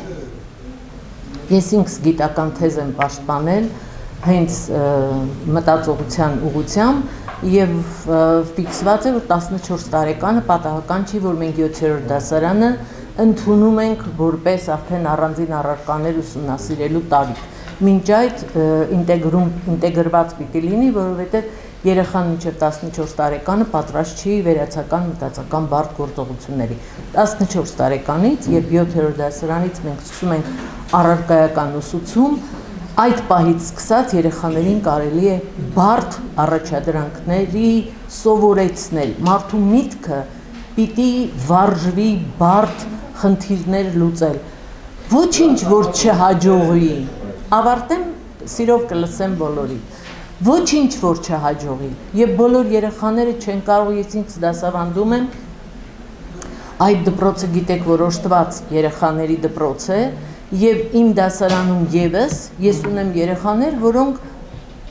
չեն հաղթահարում եւ լրացուցիչ մնում են կամ հեռացվում են, կամ լրացուցիչ նորից քննություն պիտի հանձնեն, վերահանձնումներ են իրականացնում։ Բարդ է այբում, Նելի Հայրապետյանը եւս աշխատել է այբում եւ գիտի, որ այդ դժվարությունները նաեւ ունեն բավական ծանրակշիռ դպրոցներ։ Էնպես որ բարդ է, այս խնդիրը բարդ է, բայց եկեք հիշենք, որ 9-րդ դասարանի այս էսեի քննությունը ընդհանրապես փոխադրական քննություն է։ Շատ ուսուցիչներ եմ ես տեսնում, որոնք նաև բանավոր քննություն են երեխաներից ընդունել նախորդ տարիներին գրականության։ Եվ մենք շատ լավ գիտենք, թե այդ բանավոր քննությունը ինչպես էր անցկացվում եւ գրականությունից եւ պատմությունից։ Եվ չկա այստեղ որևէ ուսուցիչ, որ կարող ասել, որ իր բոլոր երեխաները 30 հարցի պատասխան գիտեին եւ լիարժեք կարող էին իրենց բավարար գնահատականը ստանալ։ Շնորհակալություն Տիկին Մկրտչյան, հիմա ուսուցիչներին լսենք։ Համեցեք։ Մեթոդաբանությունը, որը հարկավոր է սովորել, ոնց որ մնացած բոլոր դիսցիպլինների մեջ։ Հիմա ամենակարևոր հարցը այդ մեթոդական ուսուցման հարցն է, ոնց են քայլ առ քայլ հասնում դե որպեսզի սովորողը։ Շնորհակալություն ձեր հարցի համար։ Ասեմ, որ 2006 թվականից երբ փոխվեցին դասագրքերը, Տիկին Ալեքսանյանին եմ ես տեսնում, որը չափորոշիչների վաղուց այդ խմբի մեջ է եղել, եւ շատ լավ հիշում է, որ մեր նոր փոփոխություններում չափորոշիչների 2006 թվականից սկսած հայոց լեզվի դասագրքում եւ ծրագրում տեղ է գտել տեքստի հետ աշխատանք, տեքստի կառուցված։ Եվ 2006 թվականից ներդրված է տեքստի հետ աշխատանք, ինչպիսին պիտի լինեն պարբերություն, առանձին կա պարբերություն։ Այսինքն դպրոցում ներդրված է այն ուսուցիչները, որոնք այս տրամաբանությամբ աշխատել են դեռևս 2006 թվականից, նրանք լսում եւ ասում են, դե լավ էլի, ես նույն շարադրությունն է, որ մեկս չգիտենք, որ նախ պիտի լինի սկիզբ, պիտի լինի հիմնամաս, պիտի լինի ավարտ եւ նախադասությունները տրամաբանական հաջորդականությամբ պիտի կապվեն եւ ամեն պարբերություն վերջում պիտի փակվի։ Ոչ մի նոր բան էսեն չի բերել։ Էսեն պարզապես մի բանով է տարբերվում գրավոր խոսքից, որ եթե նախորդ գրավոր խոսքերում մենք ասում ենք ինչ գիտես այս թեմայի շուրջ խոսիր, հիմա ասում ենք եկեք պայմանավորվենք, այս հարցն է տրված։ Հիմա խոսում ենք միայն սրանից, ուզում եք այլ բաներից էլ խոսել, դա ձեր իրավունքն է, պահեք ուրիշ տեղ։ Էս են հստակ ասում է, մի ուղղությամբ ենք նայում, այս պատուհանից ենք նայում եւ ինչ տեսնում ենք, միայն դրան ենք անդրադառնում։ Եվ դրան անդրադարձ է արվել նաև վերապատրաստումներում եւ էսեի ուղեցույցը, ընկերներ ջան, հրապարակված է։ Նոյեմբեր ամսից հրապարակված է էսեագրության ուղեցույցը, որտեղ մանրամասն տրված է, ինչ քայլերով ուսուցիչը կարող է ինքնուրույն աշխատել աշակերտների հետ։ Շնորհակալություն Տիկին Մկրտչյան, այստեղ մասնակցել դպրոցի պարոն Վարդան Սողոմոնյանը հարցնել, հա, ոնց որ թե դիտարկում ազատ քննարկում Մասնակցային դպրոցը շատ իր հետևում եւ մասնակցում է վերջին 5-6 տարիներին հանրակրթության բարեփոխումներին, կարողունակությունների վրա հիմնված ուսուցման, հնոր չափորոշիչի ուրեմն ընդունման եւ իրագործման process-ին ու տարբեր կողմերով ենք մասնակցել։ Հիմա ամենաակտուալ մասը իհարկե գնահատման հարցն է եւ ճիշտ ասած մենք կիսում ենք որոշ մտահոգություններ թե էսեի, թե հատկապես ինտեգրված էսեի, որը ավելի է բարդացնում, բայց մեր ուշադրության կենտրոնում է հայտնվել գնահատման համակարգը, որ զետեղված է այդ ուղեցույցում, որ Տիկին Մկրտչյանը լսեց։ Մենք մի քանի հանդիպումներ ենք ունեցել, այդ թվում նաև կզնակ հիմնադրամում, նախարարությունում, գրություններ ենք գրել, ստեղծել ենք մասնագիտական հատուկ աշխատանքային խումբ, որը դեռ չենք հրապարակել այս մասին ոչ մի բան, բայց բավականին համապարփակ ձևով վերլուծել է առաջարկվող այդ գնահատման համակարգը եւ փորձել ենք նույնիսկ պոզիջումային համակարգ առաջարկել, որը գոնե մի քիչ հասկանալի, հստակ կդարձնի գնահատումը, որտեղ մի բան է, որ ուսուցիչը չի կարողանում սովորեցնել, աշակերտը չի կարողանում գրել էսեյ, բայց մի հատ էլ երրորդ խնդիր ավելացնել, որ ուսուցիչները ամեն մի գյուղում տարբեր չափանիշով ուրեմն գնահատեն, սա արդեն կարելի ասել Հայաստանի տարածքային ամբողջականությունն է արդեն վտանգում, եթե մի քիչ հումորով ասեմ, եւ այստեղ ինչն է խնդիրը, ուրեմն գնահատման համակարգը զետեղված է 14 էջերի վրա, դուք պատկերացնում եք, չէ, ուսուցչի այդ բազմազբաղ ուսուցիչը մի հատ էլ այն չի համապատասխանում իր երկու մասերը, գրականության եւ պատմության մասերը, իրար այդ համահունչ չեն։ Այդ մասին գրություն են գրել եւ ստացել ենք կզնակ հիմնադրամի պատասխանը, որը մեզ ճիշտ ասած չի գոհացնում եւ ճիշտ ասած փաստարկների հետ վարվելը նույնպես էսեյ գրելու հետ գործ ունի։ Եթե մենք փաստարկները ներկայացված են եւ այդ փաստարկները պատասխանվում են ինչ-որ չոր, այսպես շատ խիստ տեքստերով, որ ամեն ինչ նորմալ է, սա ճիշտ ասած էսեյագրության մասով արդեն լուրջ խնդիր է այս մոտեցումը։ Երկրորդ հարցը, որ 20-ից 14 միավոր հասկացվում է զուտ ինֆորմացիայի վերարտադրության։ Մենք խթանում ենք, պետք է խթանենք երկրորդ եւ երրորդ մակարդակի կարողունակություններ, որովհետեւ անգիր անելը եւ ինֆորմացիա վերարտադրելը դա արդեն կա։ մեր խնդիրը մտածելու մակարդակ դուրս գալն է։ Եվ այս մասով, այս գնահատման համակարգը շատ լուրջ, ես մի քանի բան եմ միայն նշում։ Եվ վերջին բանը ասեմ, որ մենք կարիք ունենք պատասխանատվության, այստեղ չի կարող նախարարությունը ասել, որ կզնակ հիմնադրամն է մանկավարժական հարցերի պատասխանատուն, դուք էլ ասեք, որ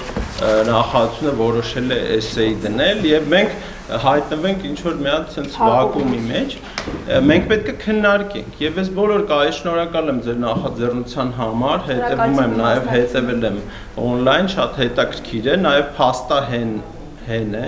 եւ որտեղ դուք աշխատել եք հենց բուն հարցերի հետ, ինչ վերաբերում է Տավուշի մարզի դժգոհություններ չլինեն, մենք գիտենք այդ մշակույթը։ Տավուշի մարզում այդ սարերի հետևը իրանք ինչ ուզում անում են եւ ով գալիս է, ինչ հա դժգոհություններ կան, ուղղակի հաշվի առնելով, որ ուսուցիչները բնականաբար վատ վիճակի մեջ չեն դիմի, իրենք շատ լուրջ եւ ասեմ ձեզ, որ Տիկին Մկրտչյան մենք նաեւ այբ հիմնադրամ, այբ դպրոցում ենք հանդիպում ունեցել եւ մեթոդ միավորման ներկայացուցիչները իրենք ասում են, որ մենք դեմ ենք այդ մոտեցմանը եւ մենք էլ ենք մտածում, որ դուք միգուցե այդ մոտեցումը այնտեղից եք վերցրել, բայց փաստորեն դա նաեւ այբ դպրոցի մոտեցմանն է հակասում եւ այս փուլում ինձ թվում է ինչ-որ բան պետք է անենք, այսինքն մենք չենք կարող այսպես ձև անել, որ ամեն ինչ նորմալ է եւ բոլոր հետաքրքրված եւ շահագրգիռ մարդիկ առաջարկում են, որ դեռևս ժամանակ կա, բայց մենք չենք կարող, ինչպես տեղ ասվեց, արժեզրկել լավ բանը, հա? Այո, մենք էլ ենք համարձակ դասագրքեր ստեղծել, համարձակորեն ուզում ենք, որ մտածի 7-րդ դասարանից աշակերտը, բայց իրան պետք է ճիշտ կարգավորումներ տանք։ Եթե մենք չտվեցինք, դա ասենք ամեն ինչ օքեյ է, դա ուղղակի աչքափակություն կլինի։ Այսքան է։ Անչափ շնորհակալություն, արդեն մենք ի սկզբանե հայտարարեցինք, որ ծրագիրն ավարտվել է, բայց մենք հիմնական անելիքը դեռ նոր պիտի սկսենք եւ շատ շնորհակալություն, որ այլ կազմակերպություններ եւս նկատել են այն խնդիրները, մենք անշուշտ կքննարկենք, անկեղծ ասած, որպես սիրելի Մարտիրոսյան, հա, չստացվի, որ պարոն Սողոմոնյանի ասած ես համաձայն եմ, որովհետեւ պատասխանել է պետք։ Ես խնդրում եմ մի քանի հարց հավաքենք, դուք վերջում պատասխանեք, քանի որ մենք մեր խնդիրներ ի սկզբանե այնպես անել, որ հանկարծ մեր սուբյեկտիվ վերաբերմունքը չլինի, գլխավոր ուժ, հա, որը մեզ կտանի առաջ, մենք ես ինքս շատ տարբեր մարդկանց ուղարկել եմ նմուշներ, որպեսզի մարդիկ ուղղակի կարդան այդ թվում Տիկին Մկրտչյան, ձեր ուսեցի գրող, էսե գրող մարդու եւ լսել եք այդ կարծիքները։ Լսել եմ։ Ինքը վերլուծական էսեի մասին չէր խոսում, ինքը գեղարվեստական էսեի մասին է խոսում։ Հա, ոչ, դրանք տարբեր էսեներ են։ Եվ մենք նաեւ ես նաեւ խնդրեցի, որ պարոն Սերոբ Խաչատրյանը էսեներ կարդա, որպես մարդ, որը անընդհատ ուսումնասիրում է հանրակրթության խնդիրները, եթե ասելիք ունեք, խնդրեմ։ Իհարկե իմ ասելիքը ավելի ֆունդամենտալ դաշտում է, մենք որևէ հաջողության չենք հասնի էսեների հետ կապված, որովհետև մենք ունենք ֆունդամենտալ խնդիր, աշակերտները չեն կարդում։ Հիմա այդ հայտնի սովետական անեկդոտ կա Չուկչիի մասին, որ ասում է «Յանի չիտացել, я писатель», հա։ Հիմա եթե մարդը չիտացել չի, դուք ինչքան էլ իրան վերապատրաստեք, տեխնիկաներ սովորացնեք, ինքը չի կարդացել, այսինքն լավ գրում է այն մարդը, որը կարդում է։ Բոլոր հայտնի գրողները, գիտնականները, դրանք մինչև գրելը կարդացել են։ Դուք երկար ժամանակ կարդաս, հետո նոր արդեն այդ գրելու մշակույթը գալիս է։ Այո, հիմա բոլորս էլ գիտենք, որ աշակերտները չեն կարդում մեկ, աշակերտների բառապաշարը խայտառակ աղքատ է, շփվում են էմոջիներով, ինչ-որ բաներով, սիմվոլներով, նայում են վիդեոներ, օգտվում են արհեստական բանականությունից, օրինակ, եթե ասենք դպրոցում վերահսկողություն չլինի, SS-ն, իրանք շատ արագ Ռաֆի տեքստը ու այդ սովետական կրթության տեքստը կտան ChatGPT-ին, կասեն այս երկու տեքստերի հիման վրա զարգացման խաչվող հասկացությամբ մի հատ սիրուն էսե գրի ու սիրուն կգրի կտա։ Այս իմաստով էսեն ինքը այնպիսի դարաշրջանի գործ է, որ ինքը պիտի պահանջում է կարդացող միտք։ Այսինքն կարդացող միտքը կարող է գրել էսե։ Եթե մենք կորցրել ենք կարդացող միտքը, իսկ այս վերջի հետազոտությունները ցույց են տալիս, որ երբ որ մարդը էկրանով է կարդում, դա տպագիր կարդալը չի, դա ուրիշ բան է։ Այսինքն այսօր անգամ երեխեքը եթե կարդում են, շատ բաներ էկրանով են կարդում, հա, բայց գիտական հետազոտությունները ասում են, որ դա կարդալ չի, դա ուրիշ process է։ Դա ոնց որ տենց սղալով անցնելու, հա, process է։ Եվ հետևաբար, եթե մենք կարդացող միտքը կորցրել ենք, կամ կորցնելու process, հաստատ նոր սերնդի պարագայում կորցրել ենք։ Ես շատ հաճախ աշակերտների ուսանողների հետ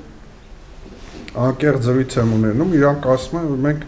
ճիշտն ասած չենք կարդում, կամ կարդում են ինչ-որ գրքեր, որոնք իրանց դուր են գալիս, Հարի Փոթեր, բան, ավելին ասեմ, շատ զարգացած սովորող երեխեքը այսօր ավելի շատ կարդում են ռուսերեն ու անգլերեն։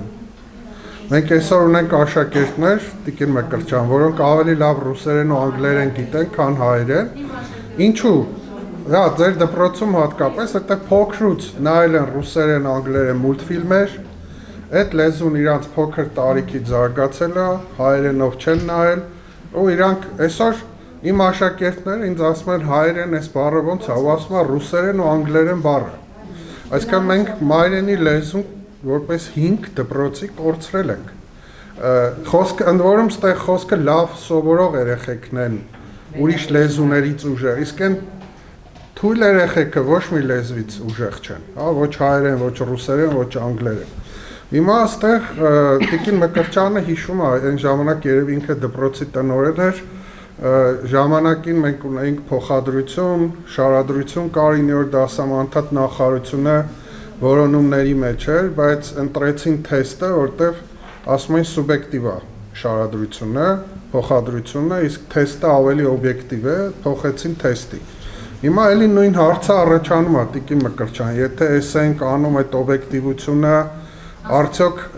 ռուբրիկը բավարար է, չեմ կարծում։ Այդ խնդիրը իհարկե էլի կա,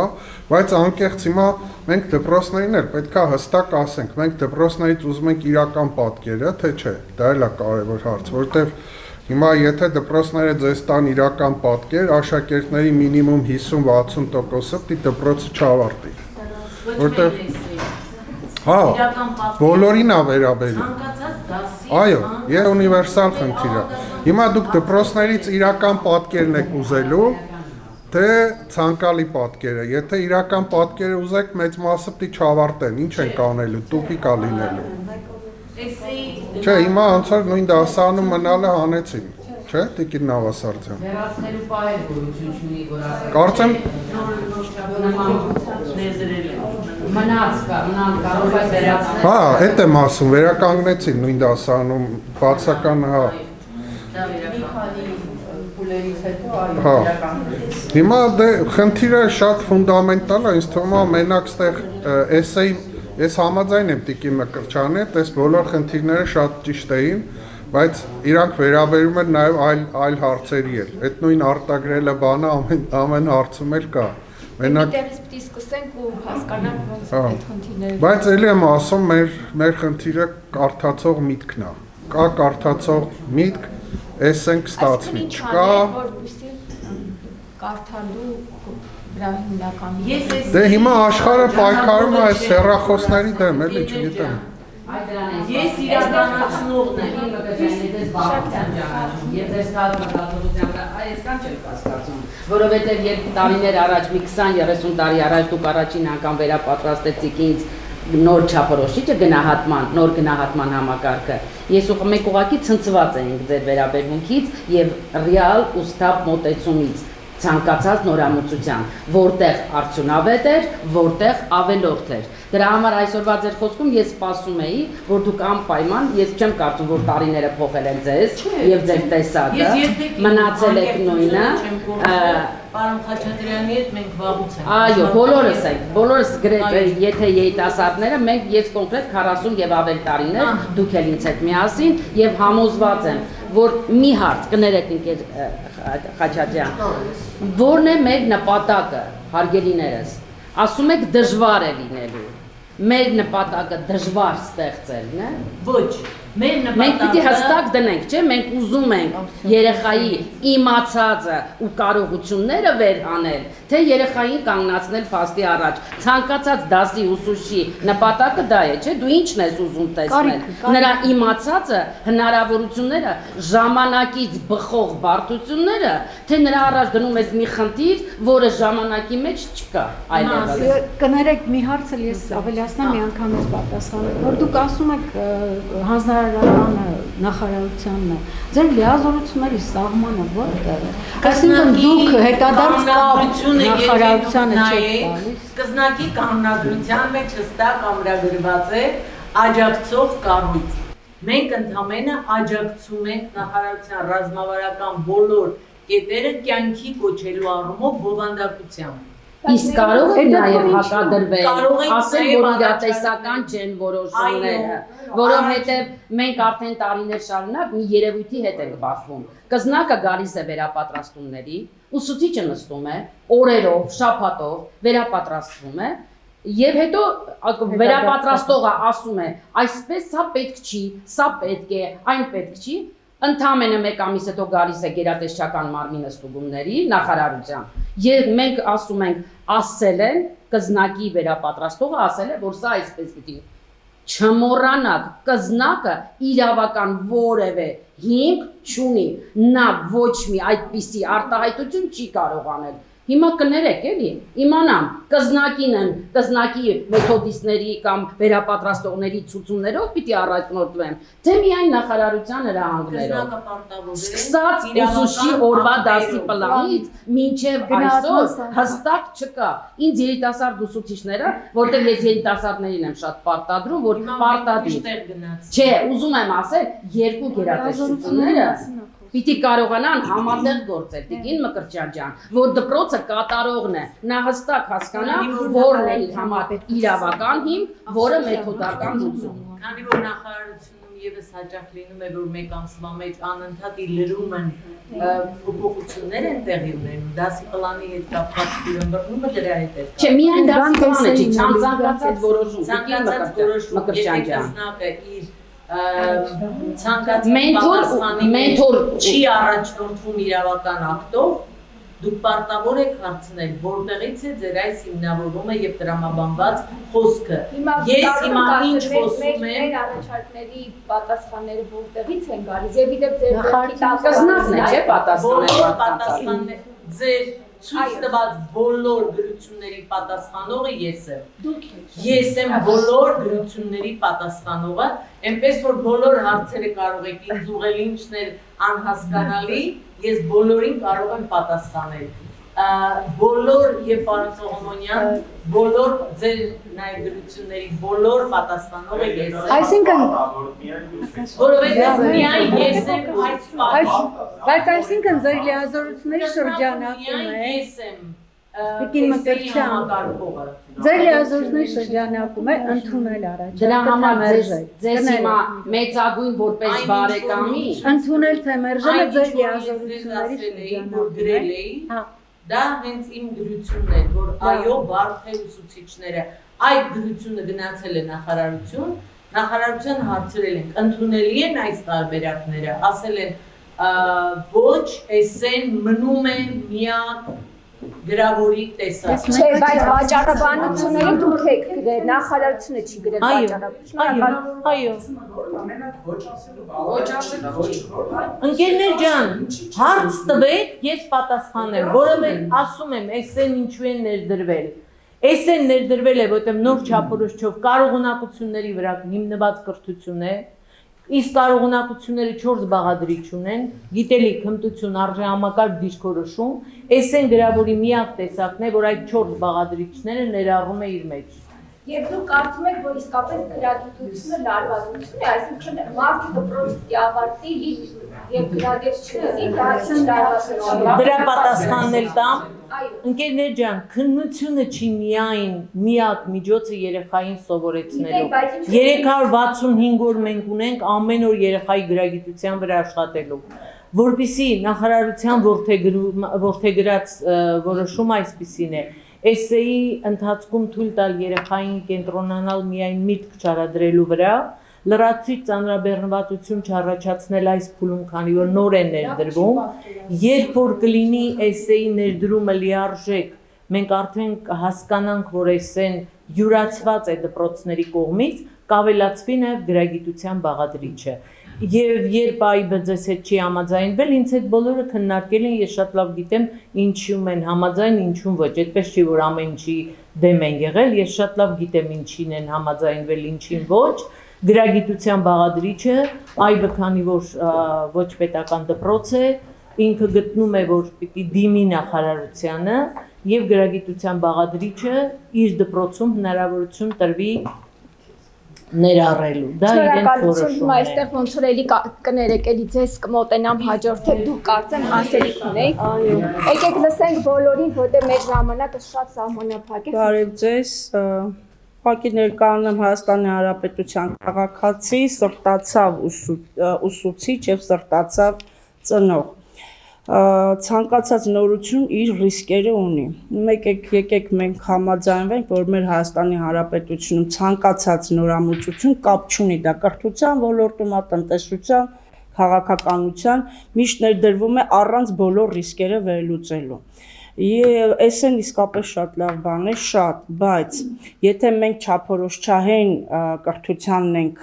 միտված եւ ուզում ենք ասել, որ դրված է այս 4 բաղադրիչով է ստեղծում, ուրեմն ժողովուրդ ջան, առաջի դասարանից բարձրացած երեխային ստուգենք 9-րդ դասարանում եւ ոչ թե այն երեխան, որ 2 տարի հետո հայտնվել էր 9-րդ դասարանում։ Ես որպես ծնող ասեմ, որ երեխաները գնահատման համակարգում, հատկապես պատանիները, ես ինքս 2 պատանի ծնող եմ։ Այն բաց թողումները, պարոն Խաչատրյան մի օր շատ լավ բան ասեց, ես հաճախ եմ ասում, երբ որ մի բան հանում ես եւ տեղը ոչինչ չես լրացնում, դա լուրջ կրթական խնդիրներ է առաջացնում։ Սա եղավ այսպես, որ երեխաները իմանում են, որ էսեյ պիտի լինի մի քանի ինտեգրված թեմայից, իրենք արդեն փակում են իրենց սովորել առհասարակ բոլոր թեմաները։ Այո, դուք ճիշտ եք, պարոն Խաչատրյան, այսօրվա երեխաները հակված չեն ընթերցասեր լինելուն։ Ես ուզում եմ բոլոր շերտերը բացեմ եւ քանի որ մենք չենք սկսել առաջինից եկողին 9-րդ դասարանում ստուգել, սա արդար չի այդ երեխայի նկատմամբ, առհասարակ այն ուսուցչի նկատմամբ, որ ինքը կեղծ թվեր պետք է ցույց տա, մենք գիտենք այդ 8-ը ինչի են նկարում, որ երեխան ուղղակի չմնա վերաքննության խնդիրներ չունենա, որտեվ ինքը շատ լավ գիտի, որ իր երեխա իր աշակերտը չի կարող գրել։ Ի վերջո էսե գրավոր ինքը վերլուծահամադրական մտքի վառ դրսևորում է։ Ոնց եք պատկերացնում են երեխան, որ մի կերպ քաշ է տվել իր գնահատականը, կներեք նաև գիտելիքային առումով իր գոյությունը 1-ից 7 միավորով, նա էսե գրի 9-րդ դասարանում, ես չեմ պատկերացնում։ Ինքը էսե այդպես շատ, այդպես վերացական, ճիշտ է, տիկին գանել, էդ էլ ունի իր խնդիրը։ Ավարտի 2 տարի հետո հայտնվի ինքնուրույն կյանքում առանց վերլուծական տարրական գիտելիքների։ Ախր այդպես չի կարող ո՞նց է միջև հիմա ոնց հայտնվել։ Դրա համար ունենք ինչ ունենք ժողովուրդ տոտալ։ Չէ, վերջից չէ, բայց Չէ, այստեղ խնդիրը բայց ո՞վ կարող է։ Թե խնդիրը միանգամից քննարկվում, երեխան էսե չկարողանա գնալ գլոբալ աշխարհ գրել, այս աշխարհում, կամ երկու ոլորտները իրար չկարողանա համադրել։ Եվ այսպիսի մի խնդիր էլ կա։ Եթե մենք ուզում ենք քննադատական մոտեցմամբ, վերլուծա քննադատական, ես այդ քննել եւ դատել ավելի լավ է այսպես ասել, որտեղ քննադատել բառը մի քիչ ուրիշ իմաստուն։ Քննել եւ դատել, այս իմաստով մենք պետք է երեխային հնարավորություն տանք յուրաքանչյուր օր գոնե 5 րոպե ինքը խոսի։ Ոնց եք դուք դա պատկերացնում 30 հոգանոց դասարանում 45 րոպեում։ Ամեն երեխային նույնիսկ 1.5 րոպե չի ընկնում, չեմ հաշվում մնացած բաներ։ Արագ ասեմ, որ մեր ուսուցիչները այն դպրոցից, որտեղից ես եկել եմ, ես հիմա շարքային դասվար եմ, նախկինում փորձագետ եւ այլն ամեն ինչ եղել եմ, հիմա հայտնվել եմ ուղղակի դպրոցում։ Արագ ասեմ, որ մեր ուսուցիչները խնդրում են գոնե 9-րդ դասարանի ծրագիրը թեթևացնել, որ իրենք կարողանան երեխաներին այդ առանձին Տիկին Մկրտչյան ջան, որ դուք ասեք մի օր այսօր ասած շատ լավ բան է առաջարկում Տիկին Մկրտչյանը, այդպես էլ անելու ենք, բայց մենք ասում չգիտենք ծրագրի հետևից ընկնենք, թե գոնե մինիմալ որակը ապահովենք, որ երեխան արժանապատիվ քննություն տա։ Այսքան ասելիք, այստեղ ձայն ենք խոսել, եկեք լսենք էլի։ Քննադատում, որ ծրագիրը չափից դուրս թեթևացրել են։ Չէ, ինձ թվում է չեն կարդացել։ Ամեն օր բանավոր հարցում կազմակերպի վերլուծական։ Ուղղակի խնդրեմ ներկանաք, ով դեռ Թամար Ալեքսանյան, Շիրակաց ու Ճեմարյան, նաև հայոց լեզվի գրականության Տիկին Մկրտչյանը արդեն ասաց, այդ ծրագրերի եւ չափորոշիչների խմբի համակարգող միասին ենք աշխատել։ Հիմա այստեղ ես թույլ տվեք մի քանի տեսանկյունից հարցին մոտենամ։ Նախ եւ առաջ նախարարության դիրքորոշումից 2021 թվականի փետրվարի 4-ին հաստատվեց հանրակրթության պետական չափորոշիչը, որտեղ դուք գիտեք վերջնարդյունքներ, կարողունակություններ ներկայացված են։ Իհարկե այս գործին զուգահեռ նաև առարկայական չափորոշիչները եւ ծրագրերը։ Եվ նախարարությունը մեզ անընդմեջ ճնշում էր, որ թեթևացրեք, հնարավորինս թեթևացրեք։ Այդ թեթևացումը գնում էր այն հաշվին, որ հասարակությունը 4 կողմից մեզ ուրեմն քննադատում էին, մենակ չէին քննադատում, այլ ամենադաժան ձևերով վերլուծում չէին էլ վերլուծում, ուղղակի լսելով, որ այս լրագրողը մի բան ասաց, այն մեկը մի բան ասաց ու այդպես գնում էր խայտառակ վիճակ։ Ընկերներ ջան, ինչն է մեզ պակասում, համագործակցությունը։ Կրթությունը առանց համագործակցության չի կարող ուղղակի գոյություն ունենալ։ Եվ եթե նախկինում լավ կհիշի Գայանեն, կրթության ազգային ինստիտուտը ուներ առարկայական հանձնաժողովներ։ Եվ այդ առարկայական հանձնաժողովները հավաքվում էին Մարտիրոսյան Վիկտորի ղեկավարությամբ եւ այս դժվար հարցերը ճիշտ ընդեղել էինք շատ կռվում, շատ էինք վիճում, բայց վերջը գալիս էինք ընդհանուր եզրակացության։ Եվ այդտեղ մասնակցում էին տարբեր մարդիկ, դպրոցներից հավաքված, բայց հիմա գանք հարցի մյուս կողմին, չափորոշիչ եւ ծրագիր։ Ծրագրում մենք շատ հստակ 7-ից 9-րդ դասարանի համար գրել ենք 3 նպատակ գրականությունից։ Տեքստի ըմբռնում, տեքստի ուսումնասիրություն եւ կապակցված խոսք ըստ ուսումնասիրած տեքստի։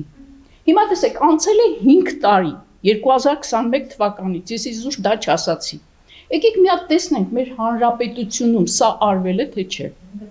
Եվ այստեղ խոսք է արդեն էսեն թողնենք մի կողմ եւ գանք դեպի կապակցված խոսքը։ Արել ենք մենք սա։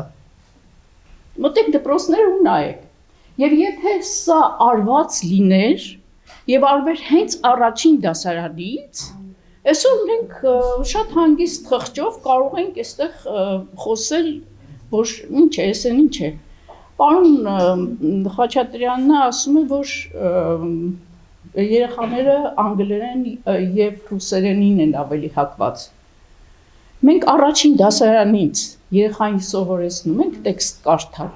հասկանալ, բառը, հայերեն բառը հասկանալ եւ արժևորել։ Եկեք ձգնենք խղճներից եւ ասենք, անում ենք թե չենք անում։ Եվ եթե չենք անում, մենք ինչ ենք անում, մենք խոսքից դուրս ուսուցիչներ կան, որոնք իսկապես առաջին դասարանից ընթերցանության, վերարտադրության, մանավանդ նոր տեխնիկ, նոր մեթոդների կիրառման առումով շատ վաղ ու բավականին արդյունավետ աշխատանք է կատարվում։ Ուրեմն եկեք վերցնենք առանձին օրինակներ, որտեղ ես կարող նաև մեր Ճեմանի օրինակը բերել, բայց ես Ճեմանի օրինակը չեմ բերում, խոսում ենք հանրակրթության մասին։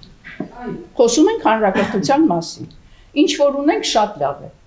Բայց որ համատարած վիճակը այսպեսին է, եկեք ուրեմն սա չժխտենք եւ չմերժենք։ Ես նայում եմ հիմա նախարարության տեսանկյունից։ Ինքը տվել է չափորոշիչ պետական, տվել է առարկայական չափորոշիչներ եւ ծրագրեր եւ մեզնից պահանջում է, ասում է 5 տարի ինչ է կարել, բարի եղեք եւ 9 գրեք էս է։ Հիմա գանք մյուս կողմից, ուսուցչի տեսանկյունից գանք հարցերին։ Սկսվեց վերապատրաստումներ հենց 21 թվականից խմբերով, անընդմեջ, բացատրություններով, տրվեցին բացատրություններ։ Դուք ասում եք, աշակերտները չեն կարդում, բայց եկեք հարցնենք, ուսուցիչները կարդում են։ Այդ չափորոշիչ ծրագրերը գնացեք դպրոց հարցրեք, քանի մարդ է կարդացել հայոց լեզվի գրականության չափորոշիչն ու ծրագիրը, այնինչ հայոց լեզվի գրականության չափորոշիչի առաջին կարևոր հարցադրում չասեմ, հասկացությունը հաղորդակցությունն է։ Եվ այնտեղ գրված է բանավոր խոսք, գրավոր խոսք, ոչ խոսքային հաղորդակցություն։ Գիտեն ուսուցիչները այս մասին։ Այսինքն ձեր կարծիքով ինչ է պետք անել, որ մենք այս վիճակը։ Իմ կարծիքով անհրաժեշտ է համագործակցել մեկ։ Երկրորդ իրար լսել, շատ ուշադիր։ Մեր հասարակությունը ուղղակի չի լսում, պետք է լսել։ Ես կուզեի նաև աշակերտի տեսանկյունից էլ հարցին մոտենալ։ Հիմա մենք աշակերտին դրել ենք, գիտեք ինչ վիճակում, իրեն ոնց որ թե ասում ենք դու գործ չունես, դու նստի ես քեզ համար ամեն բան կանեմ։ Մենք նրան այդ վիճակի մեջ ենք դրել։ Մենք չենք ասում, որ գիտես ինչ երեխա, դու պատասխանատու ես այս գործընթացի համար, դու գործ ունես անելու, եկել ես դպրոց, առավոտվա 9-ին մտել ես դասարան, դու պարտավոր ես աշխատել, նույնիսկ ուսուցիչ շատ։ Անում ենք սա։ Չենք անում։ Ուսուցիչը 40 րոպե ինքը անընդմեջ ելույթ է ունենում, երգում է, պարում է, արտասանում է, խոսում է, բացատրում է, երեխեքը որովհետև տեքստ կարդալ չեն կարող։ Այս սովորեցին անել, ինչ լավ, ես հրաժարվեցին, առաջին դասարանում։ Բայց ես կասում, Տիկին Ալեքսանյան, շատ դժվարացել է։ Ես չեմ ասում, որ հեշտ է, ինչ անենք, հանձնվել շատ տարբեր երեխաներ։ Չէ, բայց նաև քայլաշայ ճիշտ մշակված քաղաքական։ Ասում եմ առաջին քայլը, երբ ես երեխաների հետ սկսել եմ էսեի շուրջ աշխատել, Սյունիքի մարզի գյուղի դպրոցում, երբ ասացին, կարող եք ասել, առաջին քայլը ինչ անենք, որ այս երեխաներին սովորեցնենք մտածել։ Ես ասել եմ, ես նախադասություն եմ ասում եւ դասարանը բաժանում եմ երկու խմբի։ Հայաստանը փոքր երկիր է։ Այս խումբը ապացուցեք, որ դա լավ վիճակ է, հրաշալի է, որ փոքր երկիր է, այս մյուս խումբը թող իր ցավը, իր տրտունջը արտահայտի, որ Հայաստանը փոքր երկիր է։ Դուք միայն տեսնեիք, թե ինչ քննարկում գնաց երեխաների մեջ։ Դուք տվել եք իրենց հրավերից։ Մարդիկ սպասում են հրավերից։ Այստեղ չկար այդտեղ։ Դրանք էսեյում կա հրահանգ։ Ծրված է, էսեյում հստակ գրված է։ Որն է անձնազոհությունը երկու հատվածներում։ Մեկնաբանեք անձնազոհությունը հերոսների։ Հստակ հրահանգ է տրված։ Բայց նաև մեթոդ պետք է ավելացնել, որ մարդիկ իմանան այդ անձնազոհությանը ինչ դիտանկյունից նայեն։ Այսինքն շատ կարևոր է այդ գործիքները։ Էսեադության ուղեցույցում մանրամասն շարադրված է եւ տրված են պատրաստի էսեներ ուսուցիչների կողմից գրված, որ ուսուցիչը կարդա եւ տեսնի այս հարցադրման օրինակ ոնց կարելի է էսեյով պատասխանել։ Բայց լավ չի, որ ուսուցիչը ձեռքի տակ ունի նմուշ։ Ոչ, դա իր մտածողությունը չի կարող սահմանափակում է։ Դուք մի ընկերներ ջան, ինքը կդնի դամիկով, կգրի իր սեփական էսե։ Չի կարող, որտեղ ինքը պետք է համապատասխանի իր աշխատանքի։ Չի կարող։ Ես ասում եմ, ինձ ամեն օր ուղարկում են ուսուցիչները իրենց գրած էսեները, ես ստուգում եմ, բայց ես էլ իմ փորձն եմ ձեզ ասում։ Ինձ Ուղարկում են Դուք ուսուցիչները։ գործով կեսվեցիք, որտեղ հրահանգ տվեցիք, թե ինչպես մտածել։ Ու միանգամից երեխեք սկսեցին գրել սա, որտեղ չի կարելի չի կարելի այդպես։ Ուսուցիչներ կոնտեքստը գիտեն, ունեն, ասենք, տարբեր սոցիալական, հոգեբանական, վերլուծական Եթե ուսուցիչները պատրաստ չեն, երեխաները չեն կարդում, մենք մտածողության ուղղությամբ չսկսենք։ Չէ, սկսենք մեթոդաբար։ Իսկ գուցե սա ճանապարհ է, որ սկսեն երեխաները պատասխանատու զգալ։ Ուսուցիչները զգան իրենց պատասխանատու, որ իրենք պիտի կրթվեն։ Սա ճանապարհ է բարձրանալու եւ բարձրացնելու։ Գուցե սա մեթոդ է։ Չէ, հարց չկա, իհարկե, էսը գրելը կարևոր բան է, բայց մինչև էսը գրելը պետքա ուրեմն Դիգիտալիզացիանը հրաշալի բացատրեց մեթոդաբանությունը։ Ես ասացի 2006 թվականից է ներմուծված տեքստի կառուցված, որ ուսուցիչները դասարանում պիտի երեխաների գրավորները այդպես մշակ։ Բանավոր խոսքը ուսուցիչը հարց պիտի տա եւ երեխան պիտի հարցին պատասխանի, ոչ թե խոսի նրանից ինչից ուզում է խոսել։ Բայց ուսուցիչը պիտի ուղի, շտկի, տեղը դնի։ Այս ճանապարհ է, որ մենք պիտի անցնենք, դասենք շատ չարաշահել ժամանակը, բայց ես կարճ կկապեմ, լավ բարի եկեք ձեզ, շնորհակալություն հետազոտման համար, ինձ համար ես որպես ծնող եմ այստեղ, շատ կարևոր հետևություններ արեցի ու շատ կարևորում եմ այս տեսակ հետազոտությունները, որ կարան քննարկումներ նաև գեներացնեն։ Հիմա ասածս, մենք պետք է հասկանանք, որ մենք աշխատում ենք երեխաների համար։ Այս տնենք ամենավերևի նիշը։ Ոչ թե նախարարությունը հրահանգեց, ես կատարում եմ, այլ ում համար են կանում, ով է վերջնական այդ մեր արարքի կրողը, ինչ է իրան տալու։ Սա ասելով մենք խոսում ենք քննադատական մտածելակերպից, բայց մաքսիմում չենք ոչ մի ուսուցիչ, ասենք ասեմ, իմ կյանքում ես քիչ ուսուցիչներ եմ հանդիպել, որ ունեն քննադատական մտածելակերպ կամ թույլ են տալի աշակերտին դպրոցում կիսվի իր կարծիքով։ Այս հենց հա, սենց դնում ենք, դուք սենց մտածեք։ Չէ, ինչ կարևոր է, չեք դուք Չէ, ես չեմ ուզում ասել, հարցը պատիժ է, եթե պետք է առանցին դես կասեմ, ոչ ես միջավայրում, խնդիր չկա կասեմ, և իդեպ ասեմ նաև բողոքարկման մասին, ես շատ կողմ եմ բողոքարկման, բա քաղաքացի եք ուզում սարքեք, չեք ուզում ինքը չհամաձայնվի խումբ ուսուցիչների կարծիքի հետ, բա պետք է լինի, կարելի ենք ապացուցեք, որ դուք ճիշտ եք, ես արտասահմանում եմ սովորել, խրախուսում եմ, որ ես հակառակվեմ ամեն կերպ ուսուցչին։ Ընկերներ, մենք ասում ենք սենց հա, սրանից այս կողմ էր, ոչ այս կողմ կմտածեք, ոչ այս կողմ կմտածեք, ոնց տենց կլինի։ Եվ մի բան է, որ ուզում եմ բարձրաձայնել, կզնակի էջը Facebook-յան, որ բացեք, գրված է, ես այդ գրավորել եմ գրել, ցավոք սրտի արդեն 4-րդ ամիսն է, հələ չեն կարող պատասխան տան, գրած է մեր տեսլական ուսուցիչ վերապատրաստելն է։ Ուսուցիչ վերապատրաստելը ընդհանրապես գործիք է նպատակի հասնելու համար։ Փոխեք դա։ Դա շատ ամոթ է, որ այդ տեսակի կզնակի պես հիմնարկը նման տեսլական լինա Facebook-յան էջում։ Համաձայն եմ, կզնակը իր գործառույթների մեջ շատ է թերացել, դա տարբեր պատճառներով է, փոխվել է տնօրենը, ընդամենը երկու անգամ փոխվել է տնօրենը, փոխվում է հիմա կզնակի կանոնադրությունը, փոխվում են պաշտոնի անձնագրերը, հիմնավորապես կզնակը փոխի իր դիրքորոշումը եւ կդառնա ոչ միայն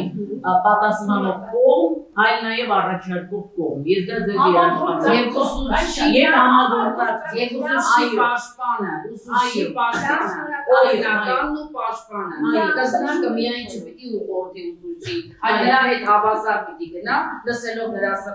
ցավերը, նրա խնդիրները, նրա որ կարողանան ներկայացնել հաղորդում պատշաճի։ Այդ կզնակը գրավել։ Բայց ինձ թվում է, այս վերլուծությունն է, որ այս մարդիկ էին արել մեդիան, սա պետք է նախարարությունը աներ։ Եթե դուք տանուշում այդ գործը արվել է, իհարկե խնդրում եմ հաղորդեք էլի իրենց։ Այս գործը պիտի աներ նախարարությունը կամ գոնե կզնակը։ Լինելով ուսուցչի կողքին։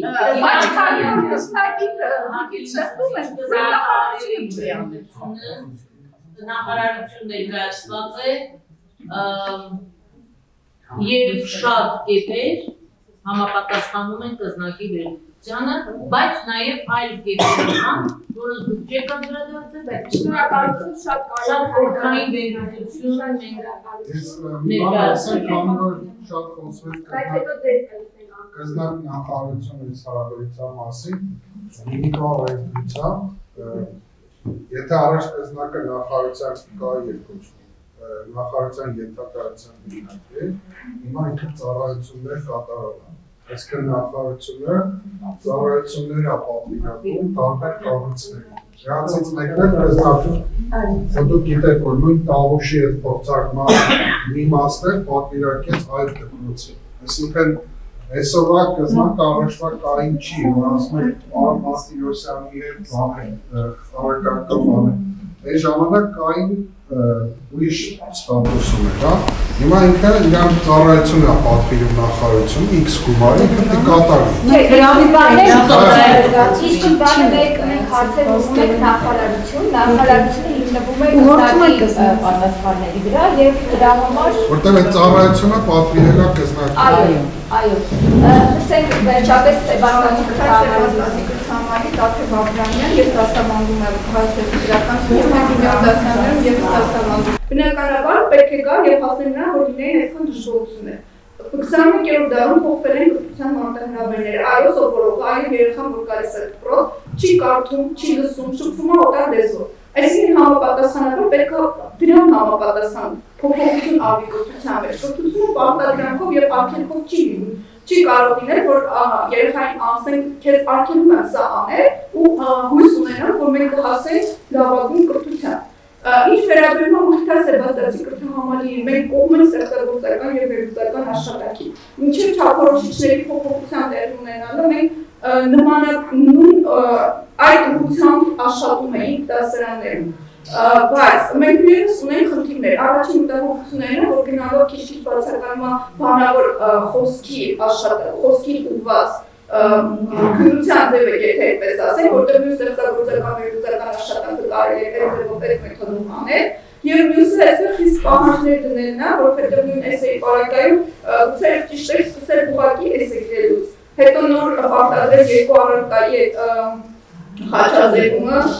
խաչվող հաստատություններ ասվածը, իսկ որպես այդպիսին, ինչ վերաբերում է այդքան դժգոհությունների ուսուցիչներին, շնորհակալություն լավականի մանրամասն ուսումնասիրություն էր արված, թեև ընդհանուր նյութեր ուսումնասիրելով կարելի է հասկանալ, որ այդ դժգոհությունների մեծ քանակը լինել է։ Մենք վերջին անգամ երբ մասնակցեցինք Տիկին Գայանեձեր SN-երի հետ կապված Երևանի դպրոցների համար նախատեսված քննարկմանին, ես շատ գոհ եմ այդ վարած քննարկումից, բայց կային բազմաթիվ ուսուցիչներ, որ այդքան բացատրելուց SN-երի ուղեցույցը անդանալուց հետո ասում էին մենք չգիտենք ինչ պիտի անենք, տարական հարցեր էին տալիս եւ նույնիսկ երկայց հետո ասում են մենք էսեք դեր չգիտենք, բասավորողը որտեղից կարող է իմանալ էսեք դեր։ Բայց եթե ուսուցիչը չգիտի, եթե ուսուցիչը ստեղծագործական վերլուծական մտածողությամբ չի կարող դուսերով կամ աշխատել, բա որտեղից կարող սովորողը ունենալ։ Այսինքն խնդիրը տեսակ շատ ավելի գլոբալ է դառնում։ Սա մեթոդներից նաեւ եթե այս այլաչափ ուսուցիչների պարագայում ստացվում է ինչ պահանջ սովորողներից Բայց ես շատ կողմ եմ և ես ընդհանրապես շատ կողմ եմ ստեղծագործական վերլուծական աշխատանքի, դա պիտի դրվի և նաև սա որ ասված է 15 տարեկանից չէ, որ սկսած դրան կողմ չեմ, որովհետև մենք բոլորս աշխատում ենք երեխաների հետ և վստահաբար վերլուծական միտք կարելի է զարգացնել շատ ավելի վաղ դասարաններից։ Շնորհակալություն, Սիվազ եք ամփոփել, որովհետև չարաշահել եք ժամանակը, գուցե մենք ես արդեն հասկացա, որ մենք լուրջ անելիքներ ունենք շատ ավելին, քան մտածում քննարկումների ձևաչափ եւ այո, իսկապես շատ կարեւոր է, որ այստեղ մարդիկ են, որոնք հենց կրթության մեջ են, կրթության հարցերով շատ մտահոգ են եւ մենք ուղղակի մեր քայլերը անենք արդյունավետության հաշվարկով, էլի այնպես չլինի, որ ուղղակի խոսենք մոռանանք անցնի գնալ։ Ես շատ շնորհակալ եմ բոլորիդ սրտացավ վերաբերմունքի համար, որ դες համար է շատ կարևոր են կրթության հարցերը, իսկ ում եմ այնտեղ շատ ազնիվներ կունենանք, որ միասին քննարկենք այս կարևոր հարցերը, եթե ներին ավելացնենք բան ունի, խնդրեմ ու արդեն գնանք սուրճի։ Լավ, ես կամփոփեմ, ինձ համար շատ հաճելի է այս քննարկումը, եւ ես կարծում որ այն ինչ պակասում է համակարգին հենց սա է։ Ես ասում եմ որպես ուսուցիչ, որ միշտ երազել է ուղղակի առողջ քննարկումների մասին։ Ես չգիտեմ բոլորիդ եմ խնդրում առանձին կամ համագործակցելով մտածենք եւ կարծում եմ արդյունքում կծնվեն քայլեր, որոնք իսկապես կնպաստեն մեր կրթության որակի բարձրացմանը։ Մեդիաֆորեի կետերում կայքում մշտապես հրապարակվում է ուսուցիչների եւ կրթության ոլորտի մարդկանց հետաքրքիր խնդիրները, բոլորիդ առաջարկում եմ հետեւել եւ առաջարկները ներկայացնել մեր դինել ակտիվ, որովհետեւ վստահ եմ, որ մասնագիտական համայնքի ներկայացուցիչների ակտիվությունը միշտ կհասնի ցանկալի արդյունքների։ Շնորհակալ եմ։